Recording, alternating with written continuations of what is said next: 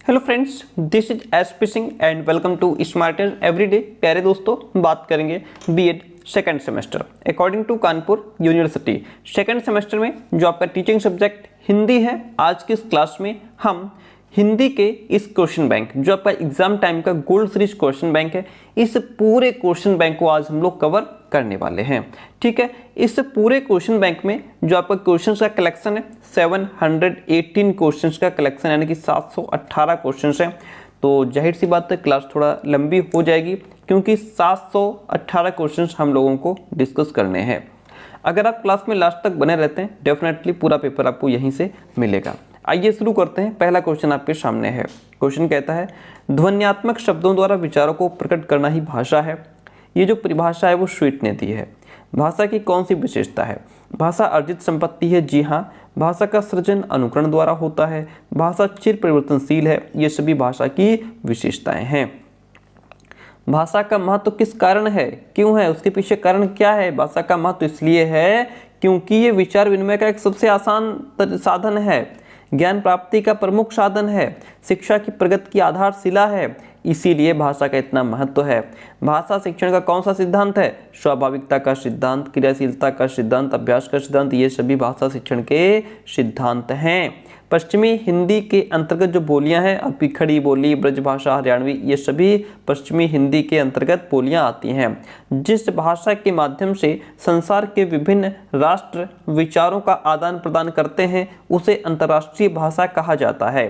भाषा के मुख्य तत्व में आपका ध्वनि, संकेत, चिन्ह, ये सभी भाषा के मुख्य तत्व माने जाते हैं।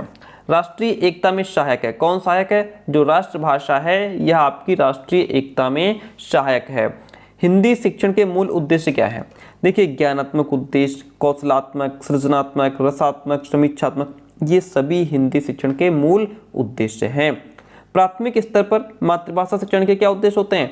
प्राथमिक स्तर पर मातृभाषा शिक्षण का उद्देश्य होता है जो मदर टंग जो टीचिंग की जाती है, मदर टंग के माध्यम से जो टीचिंग की जाती है, मातृभाषा शिक्षण का उद्देश्य होता है छात्रों के उच्चारण को शुद्ध, स्पष्ट और प्रभावपूर्ण बनाना, उन्हें प्रभावपूर्ण ढंग से सस्वर वाचन के योग्य बनाना, उन्हें प्रश्नों का उत्तर दे सकने के योग्य बनाना, यही प्राथमिक स्तर पर मातृभाषा शिक्षण का उद्देश्य होता है। ऑप्शन डी इसमें आपका राइट हो जाएगा। क्वेश्चन कहता है, शब्द प्रवृत्तियों के विकास के अंतर्गत छात्रों में अपेक्षित व्यवहार परिवर्तन होंगे। क्या परिवर्तन होंगे? छात्र साहित्य प्रेम, देश प्रेम और मानव प्रेम की दिशा में अग्रसर हो सकेंगे। ये उनमें व्यवहार परिवर्तन हो सकता है।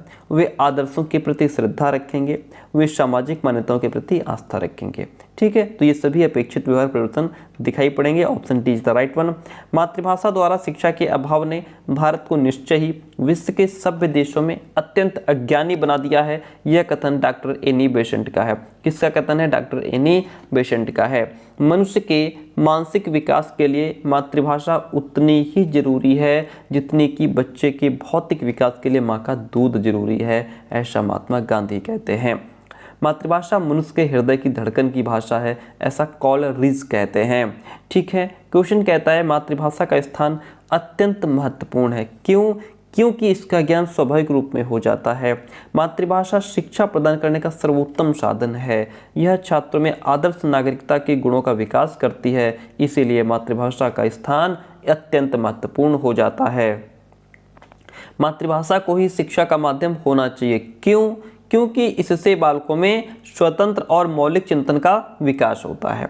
उसमें किसी जाति का इतिहास व संस्कृति छिपी होती है। यह विचार विनिमय का सर्वोत्तम साधन है, इसलिए option number D is the right one. मातृभाषा को शिक्षा का माध्यम बनाने के संदर्भ में जो प्रमुख तर्क है वो ये है कि हिंदी की तकनीकी शब्दावली में वृद्धि हुई है। हिंदी विश्व के लगभग सभी बड़े देशों और विश्वविद्यालयों में पढ़ाई जाती है एंड इससे स्वतंत्र और मौलिक चिंतन का भी विकास होता है, इसलिए ऑप्शन नंबर डी राइट हो जाएगा। मातृभाषा शिक्षा तथा अन्य भाषा शिक्षा में प्रमुख अंतर क्या है?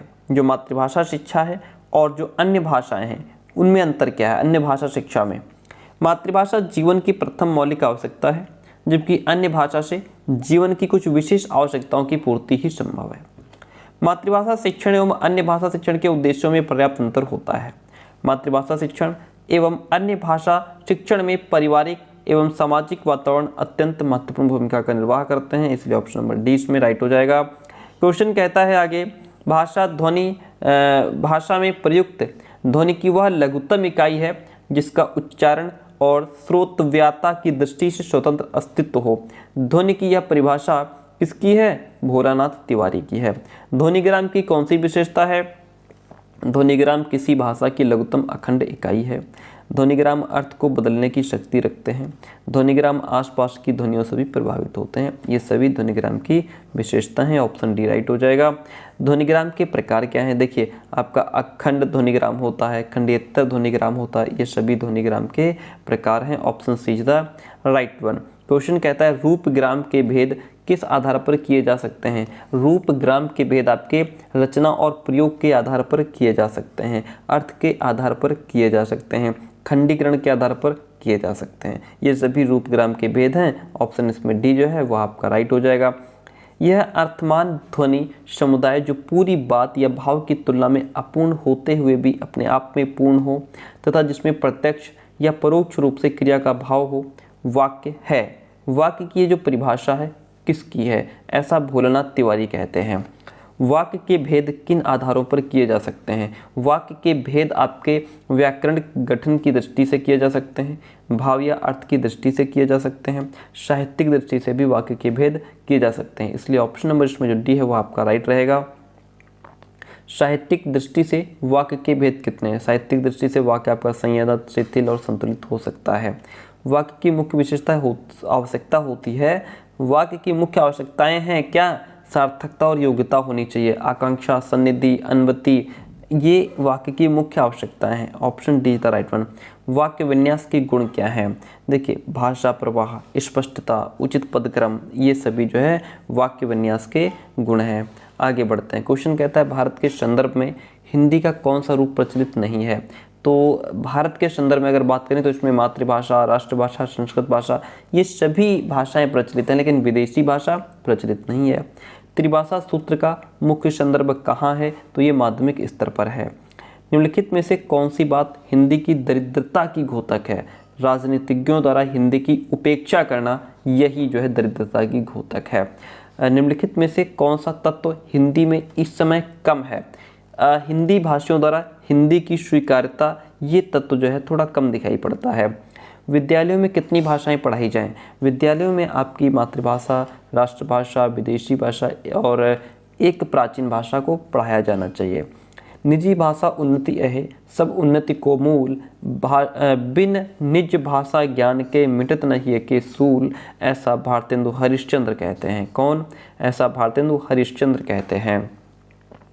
निम्नलिखित में से कौन सी बोलने की योग्यता है? तो इसमें शुद्ध वर्तनी, सुलेख, श्रुतलेख या आशु भाषण, कौन सी बोलने की योग्यता है? आशु भाषण। छात्रों को हिंदी साहित्य के इतिहास की रूपरेखा से परिचित कराना किस प्रकार का उद्देश्य है? ज्ञानात्मक। निम्नलिखित में से कौन सा अभिवृत्त्यात्मक उद्देश्य है? भाषा और साहित्य में रुचि जो है ये आपका अभिवृत्त्यात्मक उद्देश्य हो जाएगा। लिपि का सही ज्ञान एवं अभ्यास का उद्देश्य किस स्तर का है? प्रारंभिक स्तर का है। निम्नलिखित में से कौन सा शिक्षण सूत्र नहीं है? तो इसमें अनुकरण से अभ्यास जो है शिक्षण सूत्र नहीं है। आगे बढ़ते हैं। निम्नलिखित में से कौन सा मौखिक भाव प्रकाशन का साधन नहीं है? दीपावली पर लेख। कौन सा वाचन का आधार नहीं है? अभिनय। कौन सी वाचन शिक्षण की विधि नहीं है? वो आपकी व्याख्या विधि। कौन सा अशुद्ध उच्चारण का कारण नहीं है? सुलेख विहीनता जो है वह अशुद्ध उच्चारण का कारण नहीं है। फ्रोबेल के अनुसार लेखन कब प्रारंभ करना चाहिए? पढ़ने की क्रिया के बाद लेखन प्रारंभ करना चाहिए। वर्तनी संबंधी अशुद्धि का कौन सा कारण नहीं है? शब्द भंडार की कमी। क्या हो जाएगा? शब्द भंडार की कमी। हिंदी में अभी किन ग्रंथों की कुछ कमी है? तो इसमें कोश और व्याकरण की कुछ कमी है। कौन सी वाक्य रचना शुद्ध है? तो इसमें आपका रात में 10 बजे गाड़ी जाएगी, ये बात सही है। 10 बजे रात गाड़ी जाएगी गलत है। रात 10 बजे गाड़ी जाएगी ये भी गलत है। शाम 10 बजे ये भी गलत है। रात में 10 बजे गाड़ी जाएगी, ये आपका स्टेटमेंट सही है। छात्र द्वारा अवकाश के लिए लिखे जाने वाले प्रार्थना पत्र के अंत में लिखना चाहिए आपका आज्ञाकारी शिष्य। निम्नलिखित में से कौन सी विधि रचना शिक्षण की विधि नहीं है? वो आपकी भाष्य विधि है। कौन सी विधि? भाष्य विधि। चित्रों पर प्रश्न करके रचना का शिक्षण देना कौन सी विधि है? चित्र रचना विधि कहलाएगी। छोटे मुंह बड़ी बात करना, इसका मतलब क्या होता है? डींगे मारना। इसका मतलब क्या होता है? डींगे मारना। घाव पर नमक छिड़कना का मतलब होता है दुखी को और ज़्यादा दुखी कर देना। जली भुनी सुनाने का मतलब होता है भला बुरा कहना। अंधे की लकड़ी का मतलब होता है बुढ़ापे में एकमात्र सहारा। ईंट से ईंट बजाने का मतलब होता है नष्ट भ्रष्ट कर देना। आंखें बिछाना का मतलब क्या होता है? आंखें बिछाना का मतलब होता है प्रतीक्षा करना। पत्थर की लकीर होने का मतलब होता है बात पर अटल रहना, अपने बात पर डटे रहना। काला अक्षर भैंस बराबर का मतलब होता है बिल्कुल निरक्षर होना। कंगाली में आटा गीला का मतलब क्या होता है? मुसीबत में और ज़्यादा मुसीबत आ जाना। गद्य शैली में प्रौढ़ता तथा भाषा परिष्कार का काम सबसे पहले किसने किया था? पंडित महावीर प्रसाद द्विवेदी ने किया था। किसके निबंध समास शैली के हैं? पंडित रामचंद्र शुक्ल के जो निबंध है वो समास शैली के हैं। हिंदी खंड के शिक्षण में आप वसुंधरा शब्द को कैसे समझाएंगे? पर्याय कथन द्वारा इसको समझा दिया जाएगा। गद्य शिक्षण में सर्वाधिक महत्व किसका है? मौन पठन का। कहानी और उपन्यास में किस कारण समानता है? बाहरी दृष्टि से कहानी और उपन्यास में समानता दिखाई देती है। क्वेश्चन कहता है निम्नलिखित में से कौन सा कहानी का वर्ग नहीं है? रसवादी जो है ये आपका कहानी का वर्ग नहीं है। कौन सा उपन्यास का तत्व नहीं है?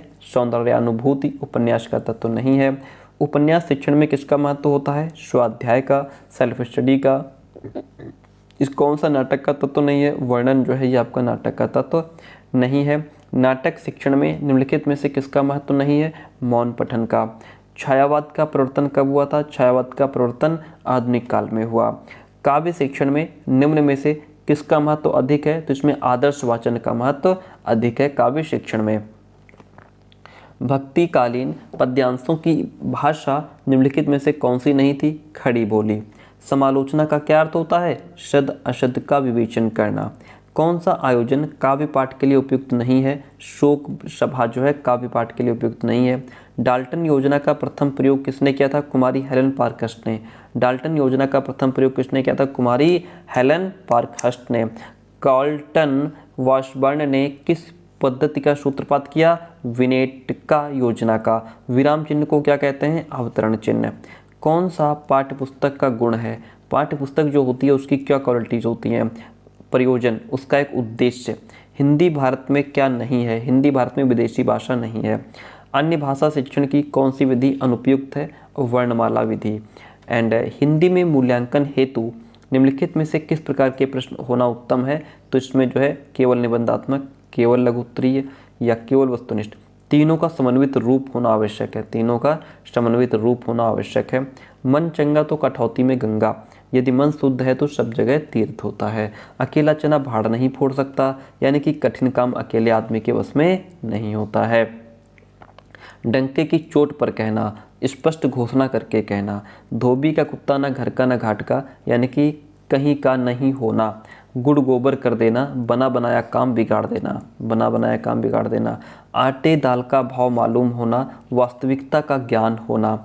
संरचना की विशेषता होती है दो, इसमें आपका सार्थकता और उपयोगिता, ये दोनों ही संरचना की विशेषताएं होती हैं। संरचनात्मक आयाम प्रक्रिया का पक्ष है क्या है? इसमें का अभ्यास और प्रस्तुतिकरण दोनों हो जाएगा। अभ्यास की अवस्था में महत्व दिया जाता है मौखिक वाचन को। संरचना का रूप होता है वाक्य रूप, कहावत रूप, सूत्र रूप, ये सभी संरचना के रूप होते हैं। संरचनाओं में महत्व दिया जाता है अर्थ को। किसको? अर्थ को। संरचनाओं के चयन में महत्व दिया जाता है सरलता, शिक्षण योग्य और बोधगम्यता, इन तीनों को ही जो है संरचनाओं के चयन में महत्व दिया जाता है। इसलिए ऑप्शन नंबर डी आपका राइट हो जाएगा। संरचनात्मक आयाम का सिद्धांत क्या है? छात्रों की क्रियाशीलता, भाषाई आदतों का विकास, वाचन पर बल देना, ये सभी संरचनात्मक आयाम के सिद्धांत हैं। शिक्षण शास्त्रीय पक्ष होता है शिक्षण शास्त्रीय ज्ञान, शिक्षण शास्त्रीय अभ्यास, शिक्षण शास्त्रीय विश्वास, ये सभी शिक्षण शास्त्रीय पक्ष होते हैं। ऑप्शन डी आपका राइट हो जाएगा। क्वेश्चन कहता है शिक्षण का मुख्य घटक क्या है? संप्रेषण और पाठ्यवस्तु। भाषा के अधिगम के कारक हैं क्या हैं? भाषा विज्ञान, व्याकरण, भाषा कौशल, ये सभी भाषा के अधिगम के कारक हैं। भाषा शिक्षण की मुख्य विधि क्या हो जाएगी आपकी? अनुकरण विधि, अभ्यास विधि, संरचनात्मक विधि, ये सभी भाषा शिक्षण की मुख्य विधियां हैं। भाषा का मुख्य कौशल कौन सा होगा? भाषा का मुख्य कौशल आपका लिखना, पढ़ना, बोलना, ये सभी भाषा के मुख्य कौशल हैं। भाषा का संबंध होता है किससे होता है? भाषा का संबंध आपका व्याकरण से होता है। भाषा का संबंध किससे होता है? व्याकरण से होता है।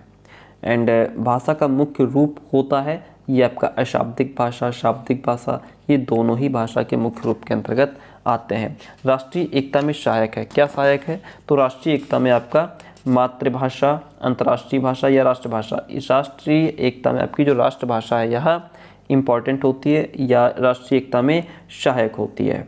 ठीक है।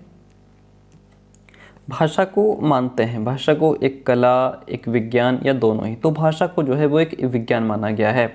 भाषा के मुख्य तत्व क्या हैं आपकी?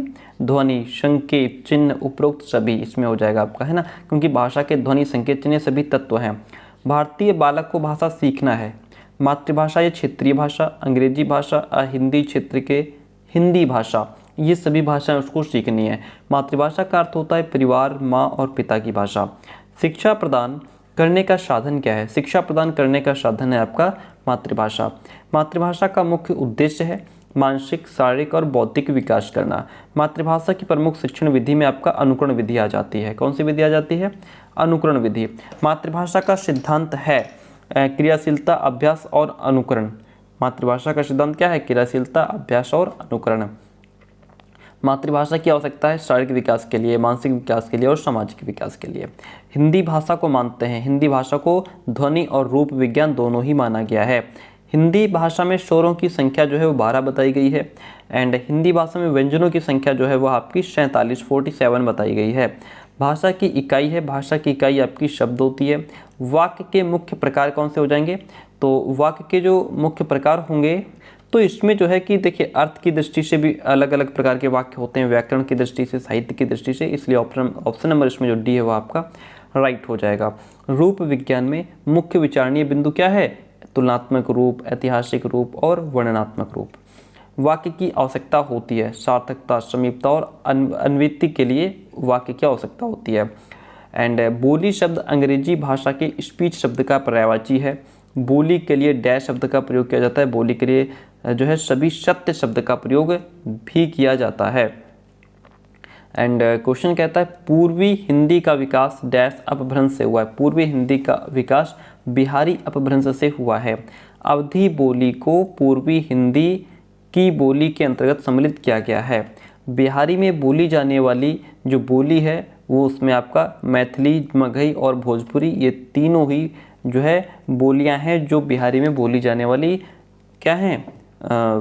बोली हैं। ठीक है, बिहार में बोली जाने वाली बोली कौन सी है? मैथिली, मगही और भोजपुरी। तो यहाँ पे बोली के लिए जो है हम विभाषा, उपभाषा, प्रांतीय भाषा सभी का प्रयोग करते हैं। ये भी बात ठीक थी। आगे बढ़ते हैं। क्वेश्चन कहता है माध्यमिक स्तर पर गद्य शिक्षण की विधि मुख्य रूप से की जाती है प्रवचन विधि। माध्यमिक स्तर के पाठ्यक्रम प्रारूप का सुझाव किसने दिया था? मुदालिया शिक्षा आयोग, कोठारी शिक्षा आयोग और राष्ट्रीय शिक्षा आयोग, इन सभी आयोगों ने। माध्यमिक स्तर पर मूल पाठ्यक्रम के अतिरिक्त अन्य 3 विषयों के लिए वैकल्पिक वर्ग आपके 7 हैं। कितने हैं? 7 वर्ग हैं। मातृभाषा से तात्पर्य उस भाषा से है जिसे बच्चा अपनी माता द्वारा सीखता है, अपने परिवार से सीखता है, अपने जीवन के प्रारंभिक काल में घर, परिवार एवं पर्यावरण में सीखता है, अपने जीवन के आरंभिक तो इसमें जो है अपने जीवन के प्रारंभिक काल में विद्यालय में सीखता है, वह मातृभाषा होती है। देखिए, ठीक है, इसमें आपके ऑप्शन तो ये लगभग सभी सही हैं, लेकिन जो बेस्ट ऑप्शन रहेगा वो आपका डी रहेगा।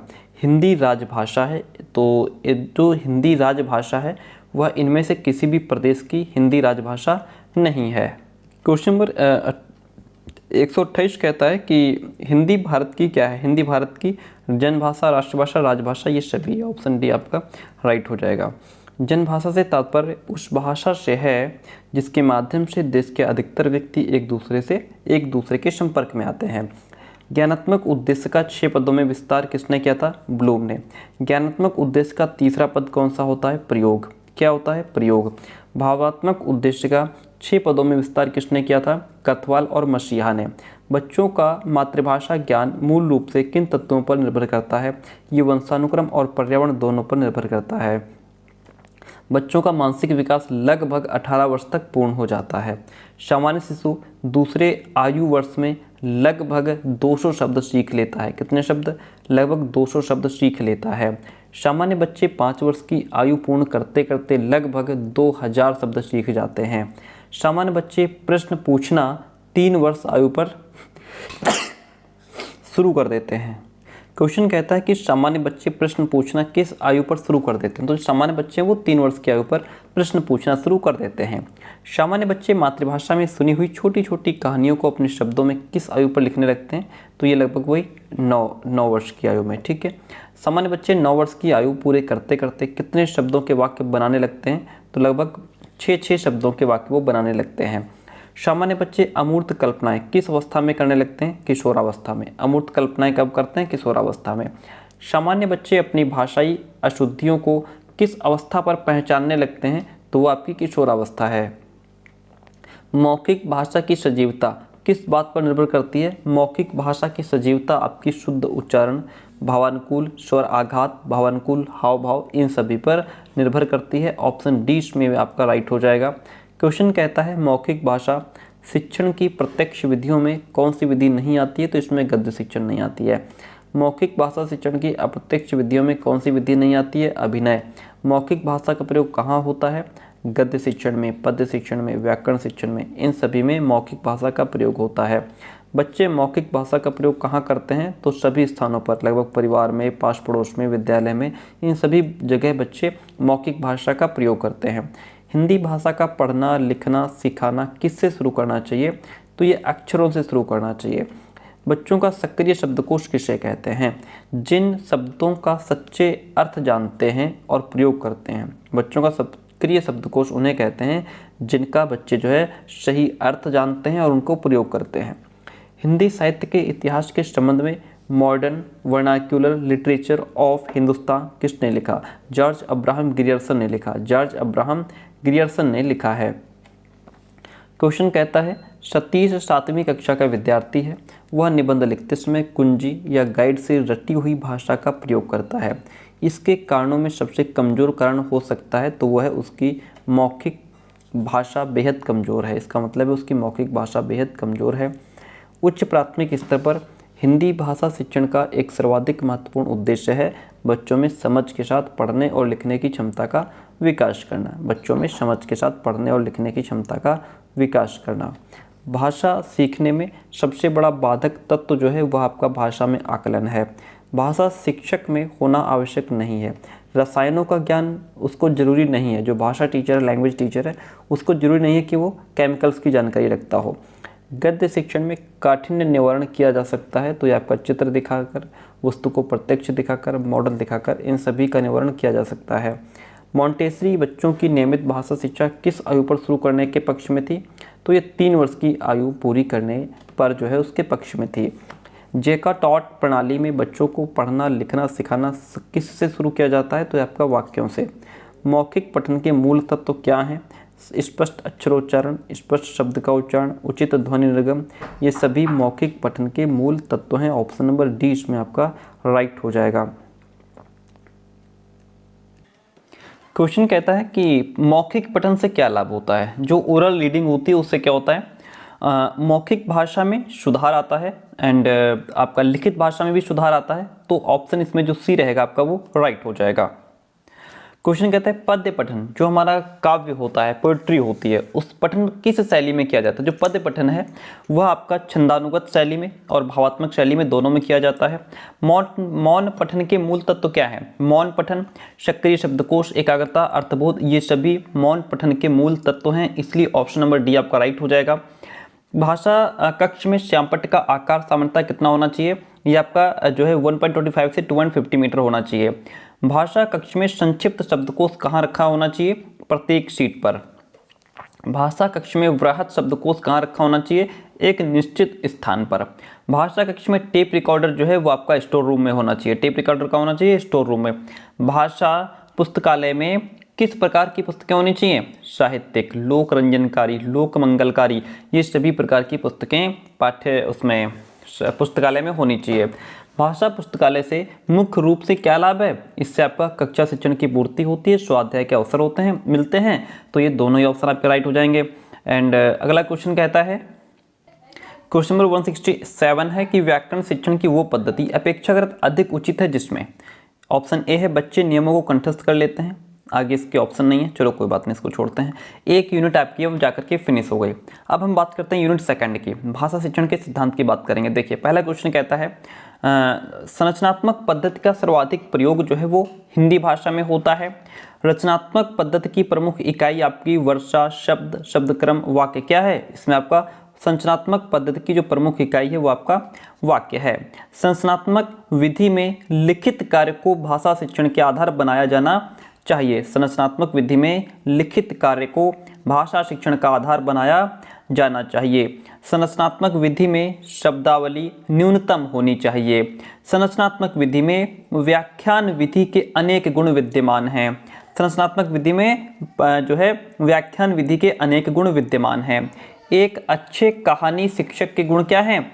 शिक्षक की कहानी में रुचि हो, शिक्षक का वर्णन प्रभावपूर्ण होना चाहिए और शिक्षक को देश काल व परिस्थिति का पूर्ण ज्ञान होना चाहिए। ऑप्शन डी आपका राइट हो जाता है।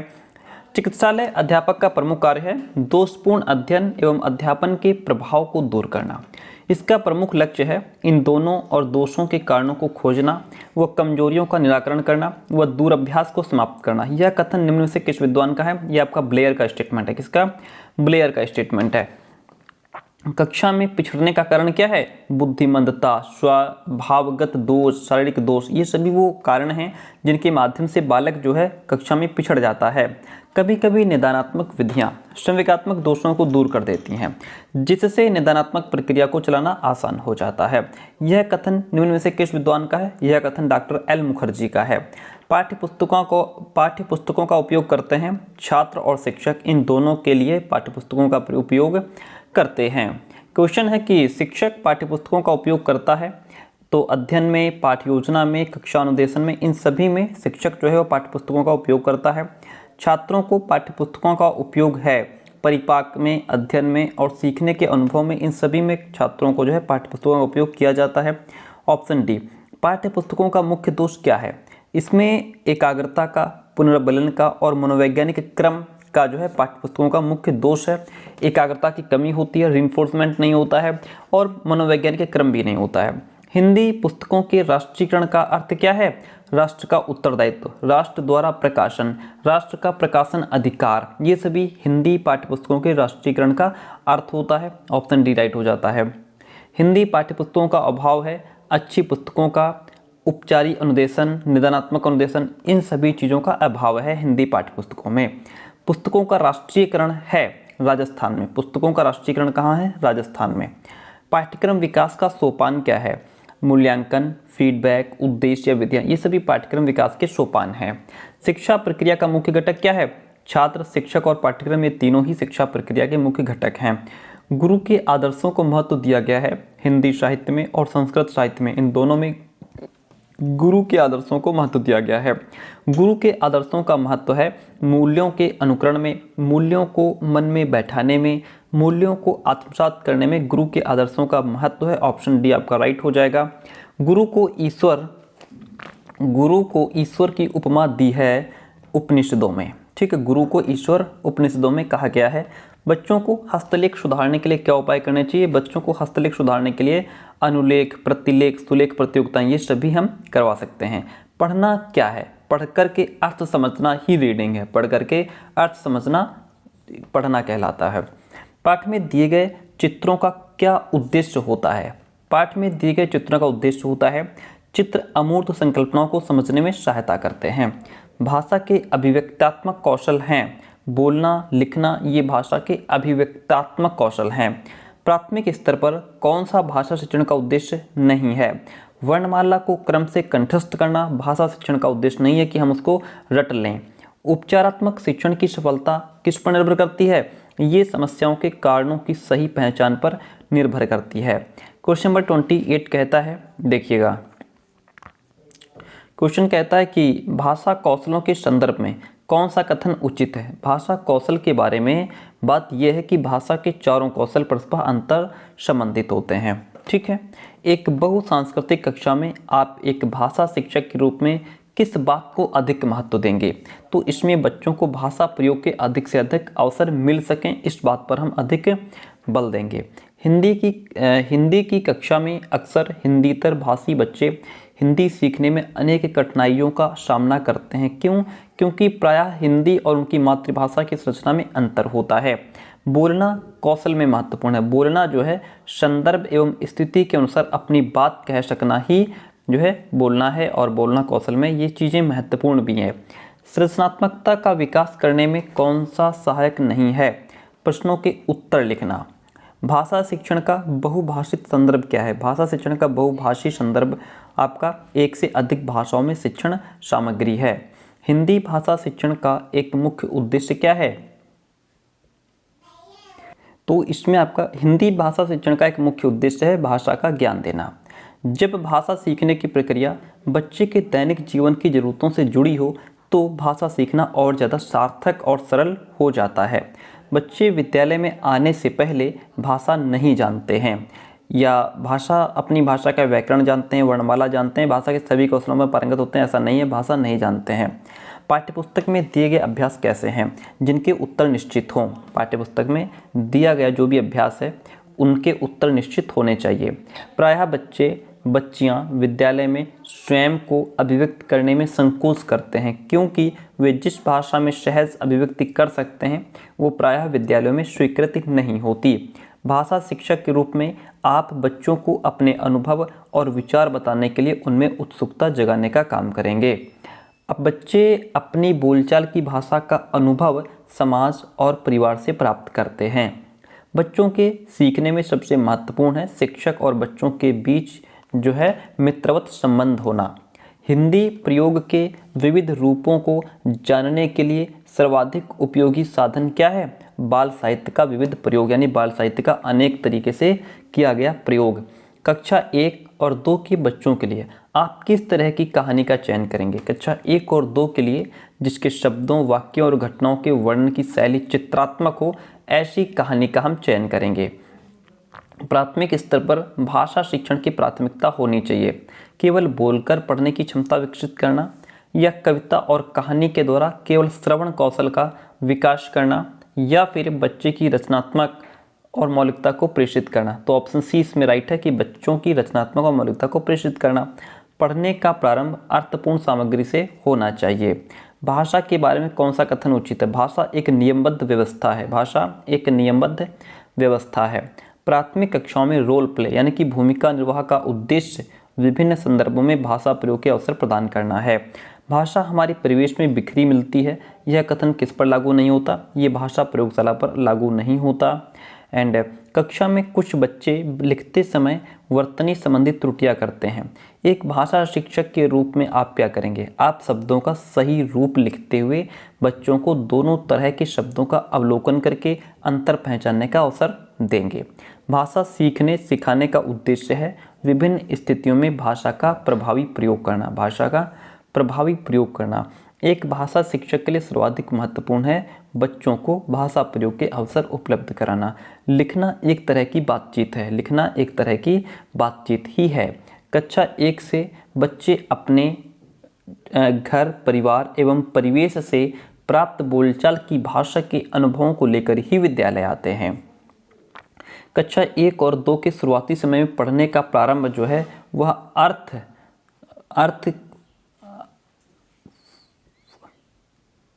क्वेश्चन कहता है कि कक्षा 1 और 2 के शुरुआती समय में पढ़ने का प्रारंभ अर्थ से हो। कहाँ से हो? अर्थ से हो। ठीक है, और किसी उद्देश्य के लिए हो। किसी उद्देश्य को टारगेट करते हुए पढ़ना चाहिए।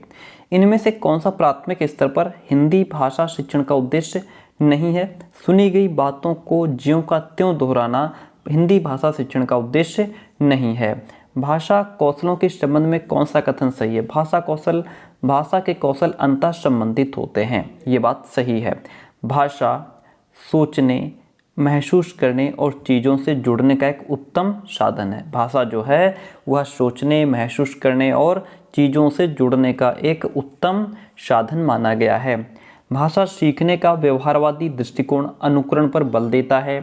नासिरा पढ़ते समय अनेक बार अटकती है, उसे पढ़ने में कठिनाई होती है। उसकी समस्या मुख्यतः डिस्लेक्सिया से संबंधित है। किससे? डिस्लेक्सिया से, पठन विकार से।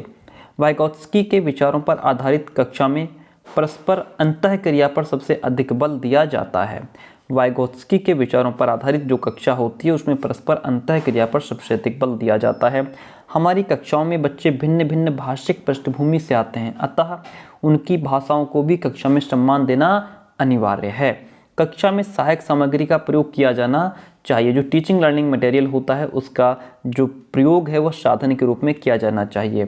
शिक्षण में प्रयोजना विधि महत्वपूर्ण है। क्यों? क्योंकि जो है जब बच्चा करके सीखता है तो वो सीखना स्थायी हो जाता है। बोलना मनुष्य को पूर्णता तक पहुंचाता है, लेकिन लिखना आदमी को परम शुद्ध बनाता है। लेखन कौशल के संबंध में यह कथन बेकन का है। सूक्ष्म अध्यापन नियंत्रित अभ्यास का सूत्र है, जिसमें एक विशिष्ट अध्यापन व्यवहार को नियंत्रित दशाओं में सीखना संभव है। यह कथन एलन एवं ईव का है। भाषा की शिक्षा दी जाती है। भाषा की शिक्षा अर्थग्रहण और अभिव्यक्ति के लिए दी जाती है। व्याकरण अनुवाद विधि को किस नाम से भी जाना जाता है? व्याकरण अनुवाद विधि को भंडारकर विधि के नाम से भी जाना जाता है। आगे बढ़ते हैं। क्वेश्चन कहता है लेखन क्रिया के शिक्षण का आरंभ सीधी रेखाओं से होता है। ये जब हम कंप्लीट कर लेंगे एग्ज़ाम का टाइम का ये जो गोल्ड सीरीज हम लोग कर रहे हैं इसको कंप्लीट कर लेंगे, एंड इसके बाद इजी नोट्स और पवन का भी हमने ऑर्डर दे दिया है, अगर वो भी आ गया कंपनी से तो वो भी करा देंगे। उसके बाद फिर 100 क्वेश्चंस का कलेक्शन डिटेल में उनको समझते हुए कवर करेंगे। ठीक है, यहाँ पे 718 क्वेश्चन है। इनको एक एक क्वेश्चन को अगर हम समझते हुए चलेंगे तो बहुत लंबी क्लास हो जाएगी, 4-5 घंटे क्लास हो जाएगी। ठीक है, इसीलिए यहाँ पे फास्ट कर रहे हैं। फिर 100 क्वेश्चन 50 क्वेश्चन कलेक्शन करेंगे, जिसमें इंपॉर्टेंट सुपर इंपॉर्टेंट क्वेश्चंस रहेंगे, उनको डीप समझते हुए चलेंगे। ठीक है, और चलिए, अर्थग्रहण के कौशल के विकास के लिए अधिक उपयोगी है क्या? मौन वाचन। मौन वाचन का प्रकार नहीं है समवेत वाचन। किसका संबंध बोलने के कौशल के विकास से नहीं है? प्रतिलिपि का संबंध है, बोलने के कौशल के विकास से नहीं है। वह विधि जिसका प्रयोग चारों भाषाई कौशलों के विकास हेतु किया जाता है वो आपकी अनुकरण विधि है। हर्बर्टीय विधि का एक दोष नहीं है। कौन सा? यह शिक्षण के मनोवैज्ञानिक सिद्धांतों पर आधारित है। यह उसका एक दोष नहीं है, उसकी एक लिमिटेशंस नहीं है ना, उसकी कमी नहीं है। पढ़ना सिखाने के लिए साहचर्य प्रणाली का निर्माण किसने किया था? मॉन्टेसरी ने। किसने किया था? मॉन्टेसरी ने। इकाई किसी समस्या या विधि योजना से संबंध जोड़ने वाली क्रियाओं की समग्रता या एकता को प्रकट करती है। यह कथन थॉमस एम रिस्क का है। किसका है? थॉमस एम रिस्क का स्टेटमेंट है ये। बोलना मनुष्य को पूर्णता पहुंचाता है। बोलना मनुष्य को पूर्णता पहुंचाता है, लेकिन लिखना आदमी को परम शुद्ध बनाता है। ये बात बेकन कहते हैं। ठीक है, निम्न में से कौन सा हिंदी शिक्षण का उद्देश्य नहीं है? वैज्ञानिक दृष्टिकोण का विकास करना हिंदी शिक्षण का उद्देश्य नहीं है, वो विज्ञान का काम है। ज्ञानात्मक शैक्षिक उद्देश्यों का वर्गीकरण B.S. ब्लूम ने किया था। किसने किया? B.S. ब्लूम ने किया। प्रसंगानुकूल विचारों की अभिव्यक्ति हेतु रचना के किसी विशेष रूप का चयन कर क्रमबद्धता बनाए रख सकेगा नामक अपेक्षित व्यवहारगत परिवर्तन किस उद्देश्य के अंतर्गत आता है? यह आपका कौशलात्मक उद्देश्य के अंतर्गत आता है। निम्नलिखित में से कौन सा भावात्मक घटक का उच्च स्तरीय शैक्षिक उद्देश्य है? वो आपका चरित्रीकरण उद्देश्य है। उसने कहा था कहानी में कौन सी शैली का प्रयोग किया है? इसमें पूर्वाभास शैली का प्रयोग किया है। रसानुभूत किस शिक्षण की विशेषता है? यह आपकी पद्य शिक्षण की विशेषता है। पद्य यानी कि पोएट्री, आपकी कविता। किस विधि या प्रणाली में शिक्षक कथावाचक का स्थान ग्रहण करते हुए प्रसंग की व्याख्या करता है? वो आपकी व्यास या प्रणाली विधि है। व्यास प्रणाली या व्यास विधि है। खंडान्वय प्रणाली में भावों का स्पष्टीकरण किया जाता है प्रश्नोत्तर के द्वारा। किसके द्वारा? प्रश्नोत्तर के द्वारा। भाषा संसर्ग प्रणाली में विशेष महत्व दिया जाता है व्यवहारिक ज्ञान पर। इनमें से कौन सी व्याकरण शिक्षण प्रणाली अमनोवैज्ञानिक विधि पर आधारित है? वो आपकी पाठ्यपुस्तक प्रणाली है। शिक्षक बालकों को गद्यांश शुद्ध पढ़कर बताता है तथा बालक प्रत्येक शब्द को ध्यानपूर्वक सुनते हैं। इसे हम आदर्श वाचन कहते हैं। क्या कहते हैं? आदर्श वाचन। निगमन विधि है अमनोवैज्ञानिक। निगमन विधि जो है वह अमनोवैज्ञानिक विधि है। प्रारंभिक अवस्था में बालक भाषा सीखता है श्रवण, निरीक्षण और अनुसरण द्वारा। वाक्य विश्लेषण के शिक्षण हेतु जो उपयुक्त विधि है आपकी वो आगमन विधि हो जाएगी। कौन सी विधि? आगमन विधि हो जाएगी। मौन वाचन से क्या लाभ है? मौन वाचन से अवकाश के समय का सदुपयोग हो जाता है। शिक्षण में सबसे महत्वपूर्ण काम क्या है? उद्देश्य का निर्धारण। शैक्षिक मूल्यांकन के उद्देश्य जो हैं वो 8 होते हैं। निदान की परीक्षण विधि के जो प्रकार हैं वो आपके कितने हैं? 2 प्रकार हैं। निदान की परीक्षण विधि के 2 प्रकार हैं। भाषा शिक्षण के सिद्धांत हैं। भाषा शिक्षण के सिद्धांत आपकी प्रेरणा का सिद्धांत, क्रिया द्वारा सीखने का सिद्धांत, जीवन से जोड़ने का सिद्धांत, ये सभी भाषा शिक्षण के सिद्धांत हैं। रेखीय अभिक्रमित अनुदेशन का दूसरा नाम बाह्य अभिक्रमित अनुदेशन है। निम्न में से कौन सी विधि अपेक्षाकृत व्यवसाध्य मानी जाती है? तो आपकी भाषा शिक्षण यंत्र विधि है जो व्यवसाध्य मानी जाती है। सूक्ष्म शिक्षण अध्यापन नियंत्रित अभ्यास का सूत्र है जिसमें एक विशिष्ट अध्यापन व्यवहार को नियंत्रित दशाओं में सीखना संभव है। सूक्ष्म शिक्षण की ये परिभाषा किसने दी है? ये एलन और ईव ने दी है। अध्यापक का सहमति में सिर हिलाना किस पुनर्बलन के अंतर्गत आता है? सकारात्मक अशाब्दिक पुनर्बलन कहलाता है। क्योंकि अशाब्दिक इसलिए है क्योंकि वो सिर्फ सिर हिलाता है। संचालन, हाव भाव, मौखिक दृश्य परिवर्तन, विराम आदि घटक निम्न में से किस सूक्ष्म शिक्षण कौशल के घटक हैं? या आपके उद्दीपन परिवर्तन कौशल के घटक हैं। श्रवण, पठन, लेखन आदि किस उद्देश्य के अंतर्गत आते हैं? ये आपके कौशलात्मक उद्देश्य के अंतर्गत आते हैं। सीतावाद्य किस तरह की शिक्षण सहायक सामग्री है? श्रव्य है। मूल्यांकन शिक्षण में आयाम किसके द्वारा प्रतिपादित किया गया? ब्लूम के द्वारा प्रतिपादित किया गया। ब्लूम के द्वारा प्रतिपादित किया गया। सूक्ष्म शिक्षण चक्र की जो अवधि है वो आपकी 36 मिनट है। इकाई योजना का पद नहीं है। प्रस्तावना प्रश्न लिखना इकाई योजना का पद नहीं है। या इसमें संपूर्ण इकाई को उपविभागों में बांटना, उपविभागों के उद्देश्य निर्धारित करना। चलो ठीक है, ऑप्शन ए राइट है। श्रुत लेखन विधि का उद्देश्य नहीं है वाचन गति का विकास करना, वाचन गति का विकास करना। फलालेन बोर्ड का जो प्रयोग है वो आपका चित्र प्रदर्शन हेतु होता है, चित्र प्रदर्शन हेतु, चित्र दिखाने के लिए। अनुकरण वाचन के जो भेद हैं वो आपके 2 हैं। सतत और व्यापक मूल्यांकन पर प्रभावी रूप से बल दिया गया। सतत और व्यापक मूल्यांकन पर प्रभावी रूप से जो बल दिया गया वो आपके राष्ट्रीय शिक्षा नीति 1986 के द्वारा दिया गया। सतत एवं व्यापक मूल्यांकन का उद्देश्य क्या नहीं है? मूल्यांकन में शिक्षक की भूमिका कम करना सतत एवं व्यापक मूल्यांकन का उद्देश्य नहीं है। चित्र विस्तारक यंत्र किस प्रकार की सहायक सामग्री है? यह आपकी यांत्रिक दृश्य सामग्री है। भाषा दक्षता यानी कौशल विकास किया जा सकता है तो ये शुद्ध उच्चारण के माध्यम से, लिपि व वर्तनी का सही ज्ञान कराकर, शब्द रचना का ज्ञान कराकर भाषा दक्षता या कौशल का विकास किया जा सकता है। इसलिए ऑप्शन नंबर यहाँ पे जो डी रहेगा वो आपका राइट हो जाएगा। रचना शिक्षण के मुख्य रूप जो है वो आपके 2 होते हैं। कितने होते हैं? वह आपके 2 होते हैं। उपचारात्मक शिक्षण में नहीं होना चाहिए उपहास। भाषा शिक्षण की श्रुत लेखन अभ्यास विधि का प्रमुख उद्देश्य वर्तनी दोष दूर करना नहीं है, वर्तनी दोष दूर करना नहीं है। भाषा शिक्षण की सूत्र विधि का मूल स्रोत कौन सी भाषा है? संस्कृत। लेखन और उच्चारण के लिए अनुकरण विधि उपयोगी है प्रारंभिक स्तर पर। प्राथमिक स्तर पर वाचन का मुख्य उद्देश्य शुद्ध उच्चारण क्षमता का विकास करना है। अधिगम की संपूर्णता होती है इकाई योजना में, अधिगम की संपूर्णता इकाई योजना में होती है। एंड लेखन कला का विकास होता है, लेखन कला का विकास अभ्यास से होता है। हिंदी शिक्षण की उपलब्धि की जांच की जा सकती है उपलब्धि परीक्षण के द्वारा। किसके द्वारा? उपलब्धि परीक्षण के द्वारा। क्वेश्चन कहता है उपचारात्मक शिक्षण के लिए आवश्यक नहीं है। कौन सी चीज़ आवश्यक नहीं है? शिक्षण विधि को स्थायी रखना उपचारात्मक शिक्षण के लिए आवश्यक नहीं है।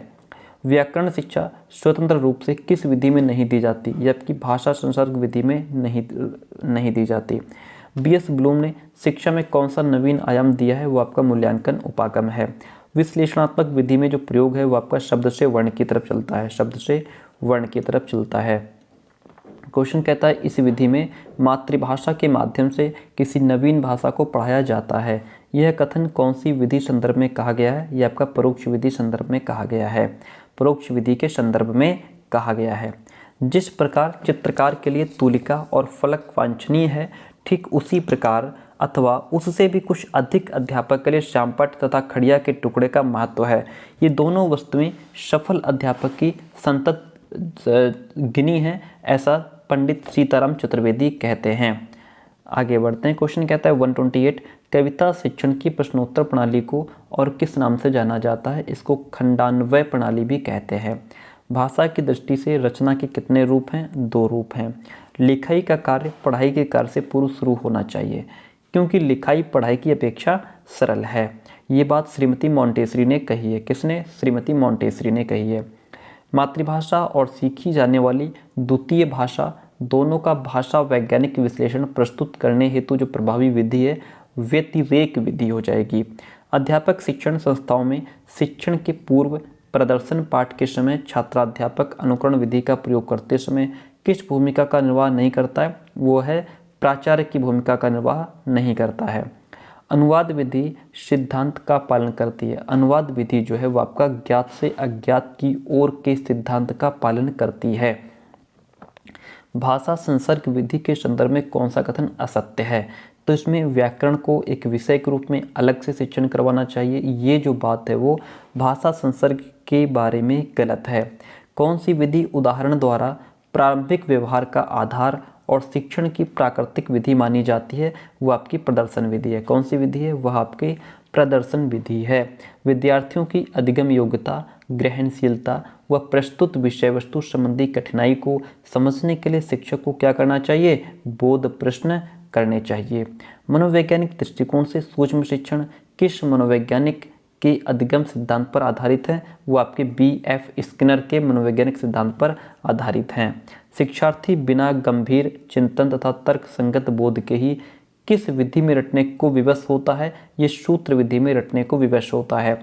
दल शिक्षण के लिए उपयुक्त कथन आपका प्रत्येक दल सदस्य का उत्तरदायित्व पृथक स्तरीय होगा। शिक्षण प्रक्रिया को रुचिकर बनाने में डैश शिक्षण सामग्री सहायक होती है। शिक्षण प्रक्रिया को रुचिकर बनाने में वैविध्यपूर्ण शिक्षण सामग्री सहायक होती है। लिखने की क्षमता का विकास बोलने, सुनने और पढ़ने की क्षमता की संगत में होना चाहिए। यह विचार पूर्णतः सत्य है। जो बच्चे विशेष रूप से पढ़ने में कठिनाई महसूस करते हैं वे डिस्लेक्सिया से ग्रसित होते हैं। किससे? डिस्लेक्सिया से ग्रसित होते हैं। अंतर्निहित भाषा क्षमता का संबंध चॉम्स्की के साथ है। भाषा, क्योंकि अंतर्निहित भाषा के बाद चॉम्स्की करते हैं। भाषा अर्जन के संबंध में कौन सा कथन सही है? तो इसमें यह भाषा अर्जन जो है वो सहज होता है, जो सीखना है वो कठिन होता है। उच्च प्राथमिक स्तर पर हिंदी भाषा के आकलन का सबसे कमजोर बिंदु है संस्कृत निष्ठ शब्दावली का प्रयोग करना। निम्नलिखित में से रचना शिक्षण की विधि नहीं है। कौन सी? भाषा संसर्ग विधि रचना शिक्षण की विधि नहीं है। एक अच्छे मूल्यांकन की विशेषता नहीं है। क्या नहीं है? आत्मनिष्ठा। भाषा अर्जन के बारे में कौन सा कथन सही है? यह सहज होता है। कहानी के संदर्भ में कौन सा कथन उपयुक्त लगता है? कहानी में कथानक का होना आवश्यक है। कहानी में कथानक का होना आवश्यक माना जाता है। बच्चों में जन्मजात भाषित क्षमता होती है। इसका एक शिक्षाशास्त्रीय पक्ष यह है कि पर्याप्त अवसर मिलने पर बच्चा नई भाषा आसानी से सीखेगा। लिखाई का कार्य पढ़ाई के कार्य से पूर्व शुरू होना चाहिए, क्योंकि लिखाई पढ़ाई की अपेक्षा सरल है, ऐसा श्रीमती मॉन्टेसरी कहती हैं। वाणी अस्थायी होती है और शास्त्रीय भाषा की तुलना में काफ़ी तेज़ी से बदलती रहती है। कौन? वाणी। भाषा सीखने में सामाजिक अंतःक्रिया का महत्वपूर्ण स्थान है। इस कथन का संबंध वाइगोत्स्की से है। किससे है? वाइगोत्स्की से है। जहाँ अंतःक्रिया की बात होगी, अंतर संबंध की बात होगी, वहाँ आपके जो है वाइगोत्स्की आएंगे। क्वेश्चन कहता है कौन सा प्रश्न कक्षा में बहुभाषिकता को पोषित करता है? फूलों के नाम अपनी भाषा में लिखना बहुभाषिकता को पोषित करता है, क्योंकि इसमें बच्चे फूलों के नाम अपनी अपनी भाषा में लिखेंगे तो एक फूल कई भाषाओं में लिखा जाएगा। प्राथमिक स्तर पर पढ़ना सीखने में सबसे कम महत्वपूर्ण है अक्षरों की पहचान। स्किनर ने भाषा सीखने की प्रक्रिया में अनुकरण पर सबसे अधिक बल दिया है। पढ़ने का संबंध किससे है? पढ़ने का संबंध जो है आपका वो अर्थ से है। क्या पढ़ रहे हैं तो आपको उसका अर्थ भी आना चाहिए।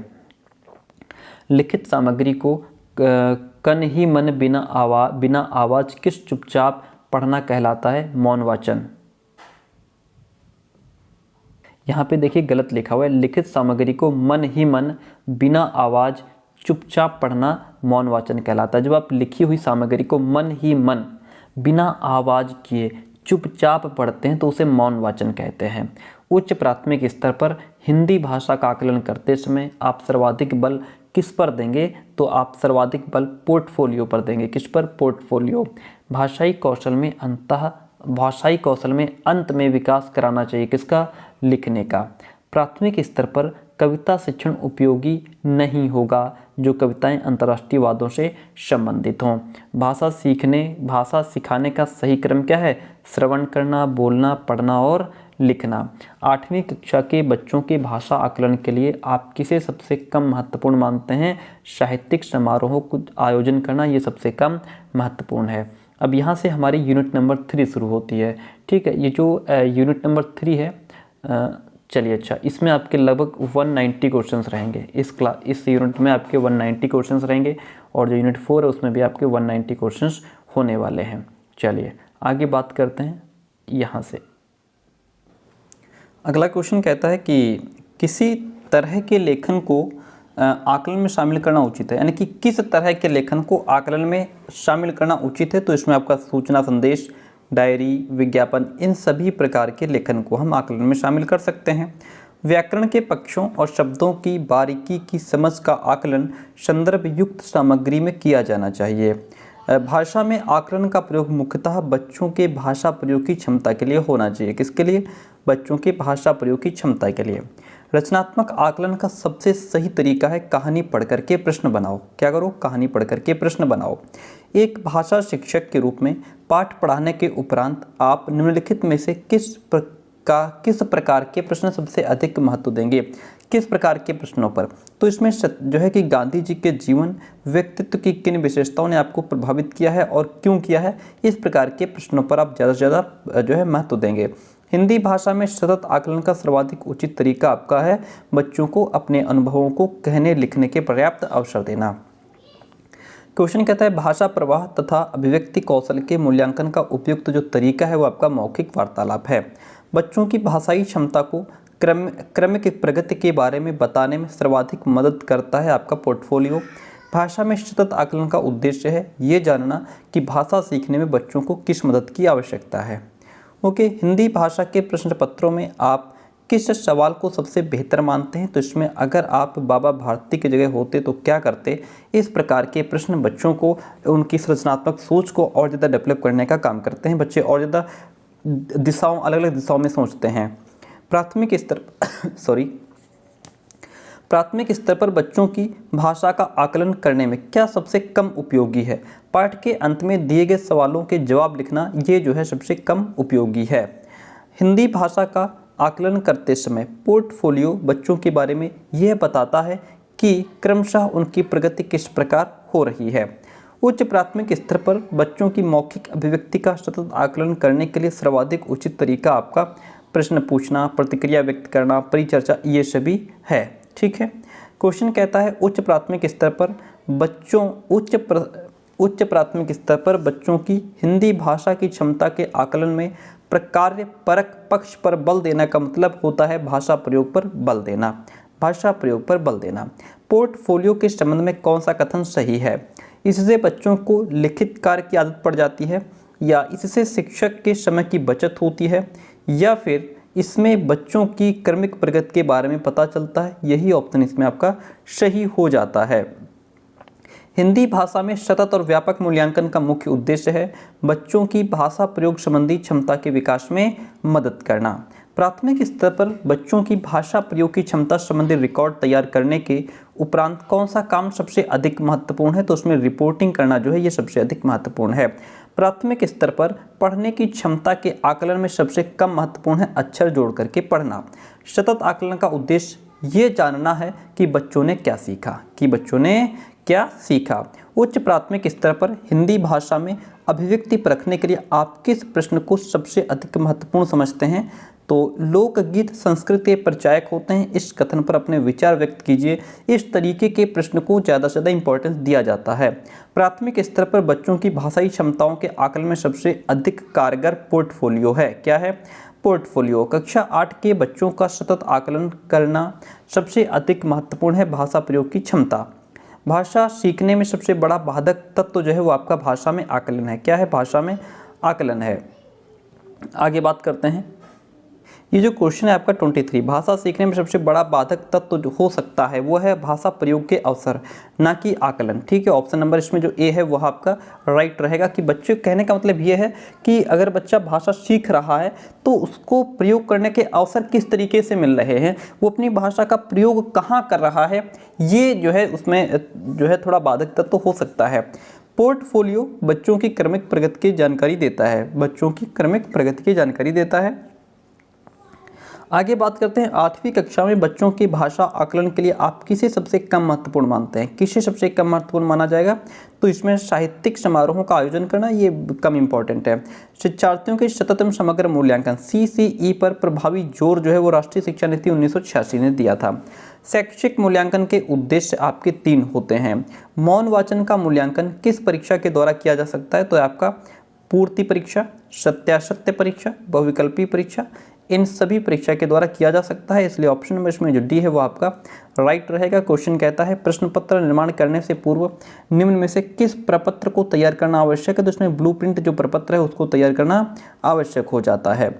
शैक्षिक प्रक्रियाओं के मूल्यांकन के संदर्भ में आप किस कथन से सहमति प्रकट करेंगे? बच्चों को पास फेल करना वास्तव में व्यवस्थागत विफलताओं को बच्चों के सिर मढ़ना है।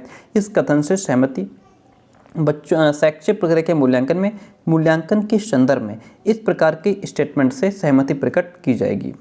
क्वेश्चन कहता है उच्च प्राथमिक स्तर पर लेखन क्षमता का आकलन करते समय आप किस बिंदु को सर्वाधिक महत्व देंगे?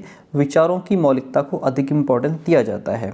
बच्चों की भाषा क्षमता का आकलन करने की दृष्टि से निम्नलिखित में से कौन सा प्रश्न सर्वाधिक उपयोगी और सार्थक है? तो इसमें आपका फेरी वालों की आवाज़ें सुनिए और किसी एक कक्षा में अभिनय करके दिखाइए। ठीक है, ये इस प्रकार का जो प्रश्न है वो सर्वाधिक उपयोगी और सार्थक है।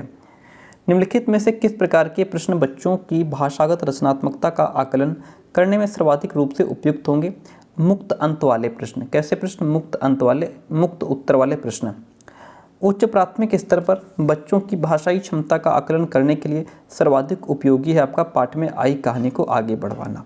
यदि तुम्हें डलिया भरकर आम दे दिए जाएं तो तुम क्या करोगे? इस प्रकार के जो उद्देश्य हैं, इस प्रकार के प्रश्नों का उद्देश्य है बच्चों के अनुभव और चिंतन को स्थान देना। बच्चों के अनुभव और चिंतन को स्थान देना। मूल्यांकन का आवश्यक गुण है वस्तुनिष्ठता, विश्वसनीयता और वैधता। प्राथमिक स्तर पर भाषा का आकलन करने में सबसे अधिक सहायक आपका पोर्टफोलियो है। सबसे अधिक सहायक क्या है? सबसे अधिक सहायक आपका इसमें पोर्टफोलियो है। अवलोकन को आकलन का भाग तभी कहा जा सकता है जब अवलोकन नियमित रूप से किया जा रहा हो। जब अवलोकन नियमित रूप से किया जा रहा हो। शिक्षण सहायक सामग्री के संबंध में सबसे महत्वपूर्ण है जो है आपका संप्रत्तियों को स्पष्ट करने में सहायक बनाना और पाठ्य वस्तु को रुचिकर बनाना। प्राथमिक स्तर पर शिक्षिका प्राकृतिक सौंदर्य की कविता का पाठ कराते समय विद्यार्थियों को बगीचे में लेकर जाती है। वह पाठ्य कविता को रुचिकर बनाना चाहती है। वह क्या करना चाहती है? जो कविता है उसको और ज़्यादा रुचिकर बनाना चाहती है। विद्यार्थियों की भाषाई कुशलता को बेहतर बनाने में सर्वाधिक सहायक आपका भाषा प्रयोगशाला है। शिक्षण सहायक सामग्री शैक्षिक कुशलता को प्रभावित करती है, प्रेरणा का काम करती है, या फिर जो शिक्षण सहायक सामग्री है वह प्रयोग करते हुए सीखने पर बल देती है। यहाँ पे ऑप्शन आपके सारे ही सही हैं। शिक्षण सहायक सामग्री शिक्षण अधिगम प्रक्रिया को प्रभावित करती है, अनावश्यक प्रयोग करने पर और आवश्यकता अनुसार प्रयोग करने पर, दोनों सही हैं। प्राथमिक भाषा की कक्षा में कौन सी शिक्षण सहायक सामग्री सबसे अधिक प्रभावी है? वो आपकी चित्र एवं नमूने जो हो जाएगा, नमूने जो हैं ये सबसे अधिक प्रभावी है। एंड प्राथमिक स्तर पर शिक्षक द्वारा वर्णमाला पढ़ाने के लिए चित्र या नमूनों का प्रयोग करना जो है ज्ञान को स्थायित्व प्रदान करने में सहायक है। भाषा सीखने में समृद्ध वातावरण का निर्माण करता है और शिक्षण में कुशलता आती है। इसलिए ऑप्शन नंबर जो डी है वह आपका राइट हो जाएगा। श्रव्य दृश्य साधनों के प्रयोग का तर्क आधार इस पर आधारित नहीं करता कि इससे अधिगम परिपक्व होता है। बच्चों की कल्पना शक्ति व सृजन क्षमता को डेवलप करने में सहायक है आपका फ्लैनल बोर्ड। क्या है? Flannel board. पाठ्यचर्या सहगामी क्रियाएं जैसे गीत, संवाद, अंत्याक्षरी, भाषण, वाद विवाद आदि डैश में सहायक है। किसमें? ये भाषा और साहित्य को समझने में सहायक होता है। भाषा की कक्षा में समाचार पत्र पत्रिकाओं का उपयोग यह सुनिश्चित करता है कि बच्चे प्रमाणित लेख, समाचार आदि पर अपनी प्रतिक्रिया देने की क्षमता रखते हैं। पाठ्यपुस्तक के संबंध में कथन उचित नहीं है। पाठ्यवस्तु शिक्षण अधिगम प्रक्रिया का केंद्र होती है, ये कथन उचित नहीं है। लेखन शिक्षण की मुख्य विधि है। पेस्टोलॉजी एंड अनुकरण, ये दोनों ही। पॉइंट कहता है लेखन शिक्षण का उद्देश्य है लेखन लिखने के कौशल को और ज़्यादा इम्प्रूव करना। वाचन शिक्षण के मुख्य प्रकार आपके सस्वर वाचन, मौन वाचन, अध्ययन, ये सभी वाचन शिक्षण के प्रकार हैं।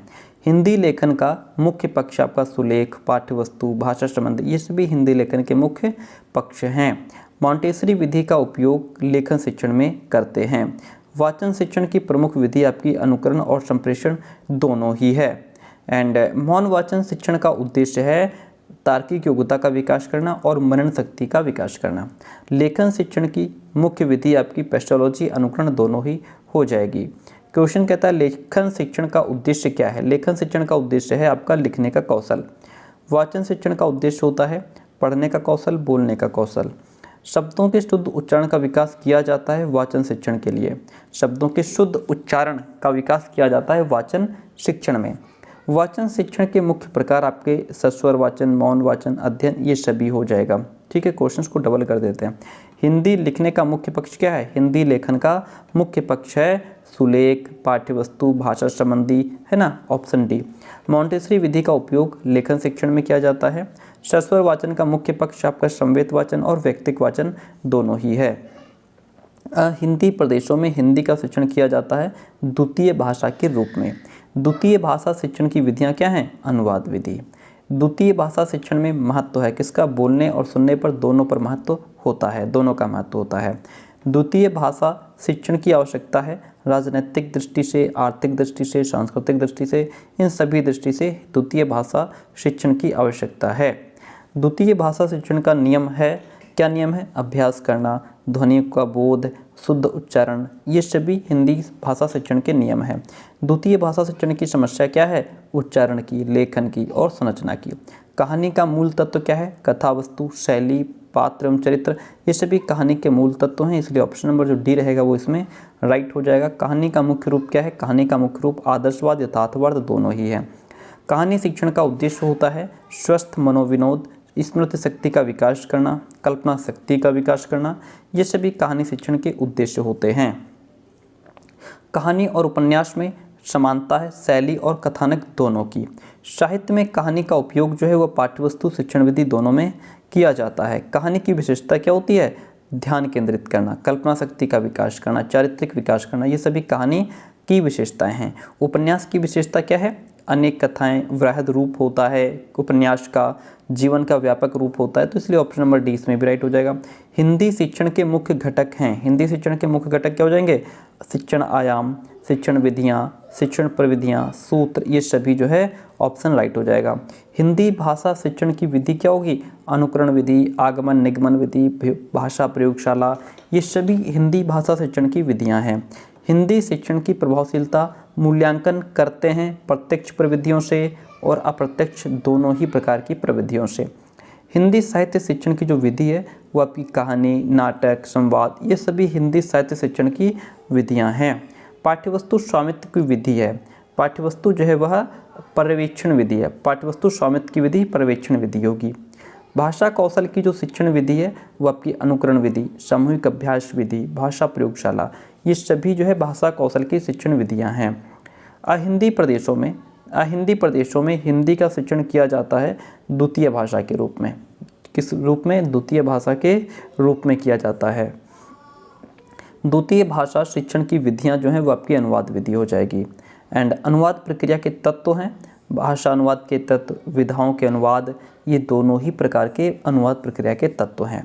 अनुवाद शिक्षण की जो विधि है वो आपकी पुस्तक विधि, आगमन निगमन, तुलना, अनुकरण, ये सभी प्रकार की विधियां इसमें शामिल हैं। अनुवाद शिक्षण का उद्देश्य है द्वितीय भाषा की लिपि, शब्दावली और वर्तनी का बोध करना, भाषा अभिव्यक्ति की क्षमता को विकसित करना, परिपाक के लिए अवसर प्रदान करना, ये सभी अनुवाद शिक्षण के उद्देश्य हैं। भाषा शिक्षण का मूल आधार क्या है। मौखिक और लिखित दोनों ही। अपने भावों एवं विचारों की कलात्मक अभिव्यक्ति की जाती है लिखित रचना में। किसमें। लिखित रचना में। क्वेश्चन पॉइंट इज कहानी, नाटक तथा कविता का रूप क्या है। मौखिक रचना। लिखित कहानी, नाटक, कविता, ये सभी लिखित और मौखिक दोनों हो सकते हैं, इसलिए ऑप्शन सी राइट हो जाएगा इसमें।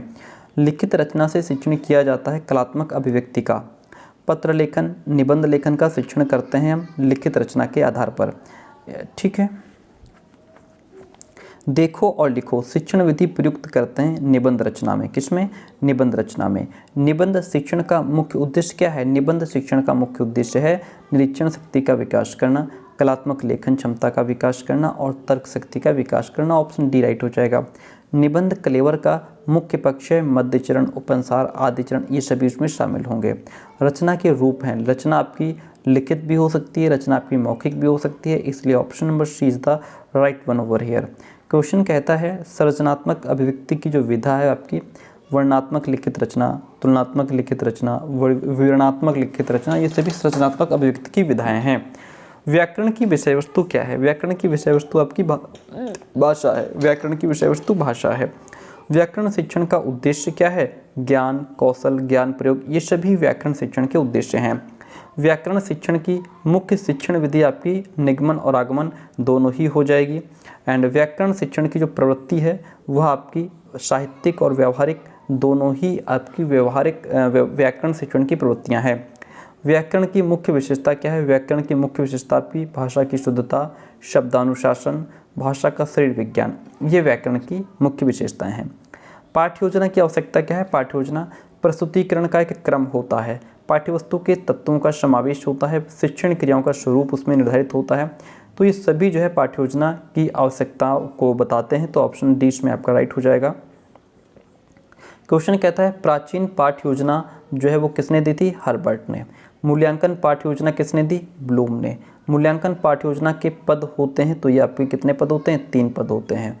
पाठ्य योजना का मुख्य पक्ष आपका अदा, प्रदा, प्रक्रिया, ये तीनों ही पाठ्य योजना के मुख्य पक्ष हो जाएंगे। पाठ्य योजना की मुख्य क्रियाएं क्या होंगी? प्रस्तुतिकरण, शिक्षण उद्देश्य, मूल्यांकन, ये तीनों ही पाठ्य योजना की मुख्य क्रियाएं हैं। ऑप्शन डी इसमें आपका राइट हो जाएगा। पाठ्य योजना के मुख्य तत्व हैं पाठ्यवस्तु के तत्व, विधि एवं प्रविधियाँ, सहायक सामग्री, तीनों ही पाठ्य योजना के मुख्य तत्व हैं। पाठ्य योजना में प्रस्तुतिकरण को महत्व देते हैं। हर्बर्ट पाठ्य योजना जो है वह प्रस्तुतिकरण को ज़्यादा इंपॉर्टेंस दिया जाता है हर्बर्ट पाठ्य योजना में। पाठ्य योजना उद्देश्य केंद्रित होती है। परिषद पाठ्य योजना और ब्लूम पाठ्य योजना दोनों में ही पाठ्य योजना उद्देश्य केंद्रित होती है। ऑप्शन सी इसमें आपका राइट हो जाएगा। क्वेश्चन कहता है पाठ्य योजना में प्रयोग करते हैं। पाठ्य योजना में शिक्षा के लक्ष्य, विशिष्ट उद्देश्य, शिक्षा के ध्येय, ये सभी हम उसमें पाठ्य योजना में प्रयुक्त करते हैं। कविता का अर्थ होता है रागात्मक वृत्तियों का संशोधन करना, जीवन की समालोचना, संगीत, लय, विचार, अभिव्यक्ति, ये सभी कविता के अर्थ को जो है इंडिकेट करते हैं।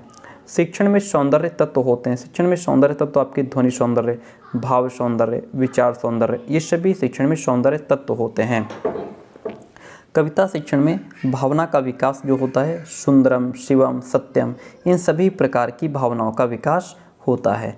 कविता शिक्षण की मुख्य विधि जो है वो आपकी व्याख्यान विधि, प्रश्नोत्तर विधि, गीत और अभिनय विधि, ये सभी प्रकार की विधियां कविता शिक्षण में मुख्य विधियां मानी जाती हैं।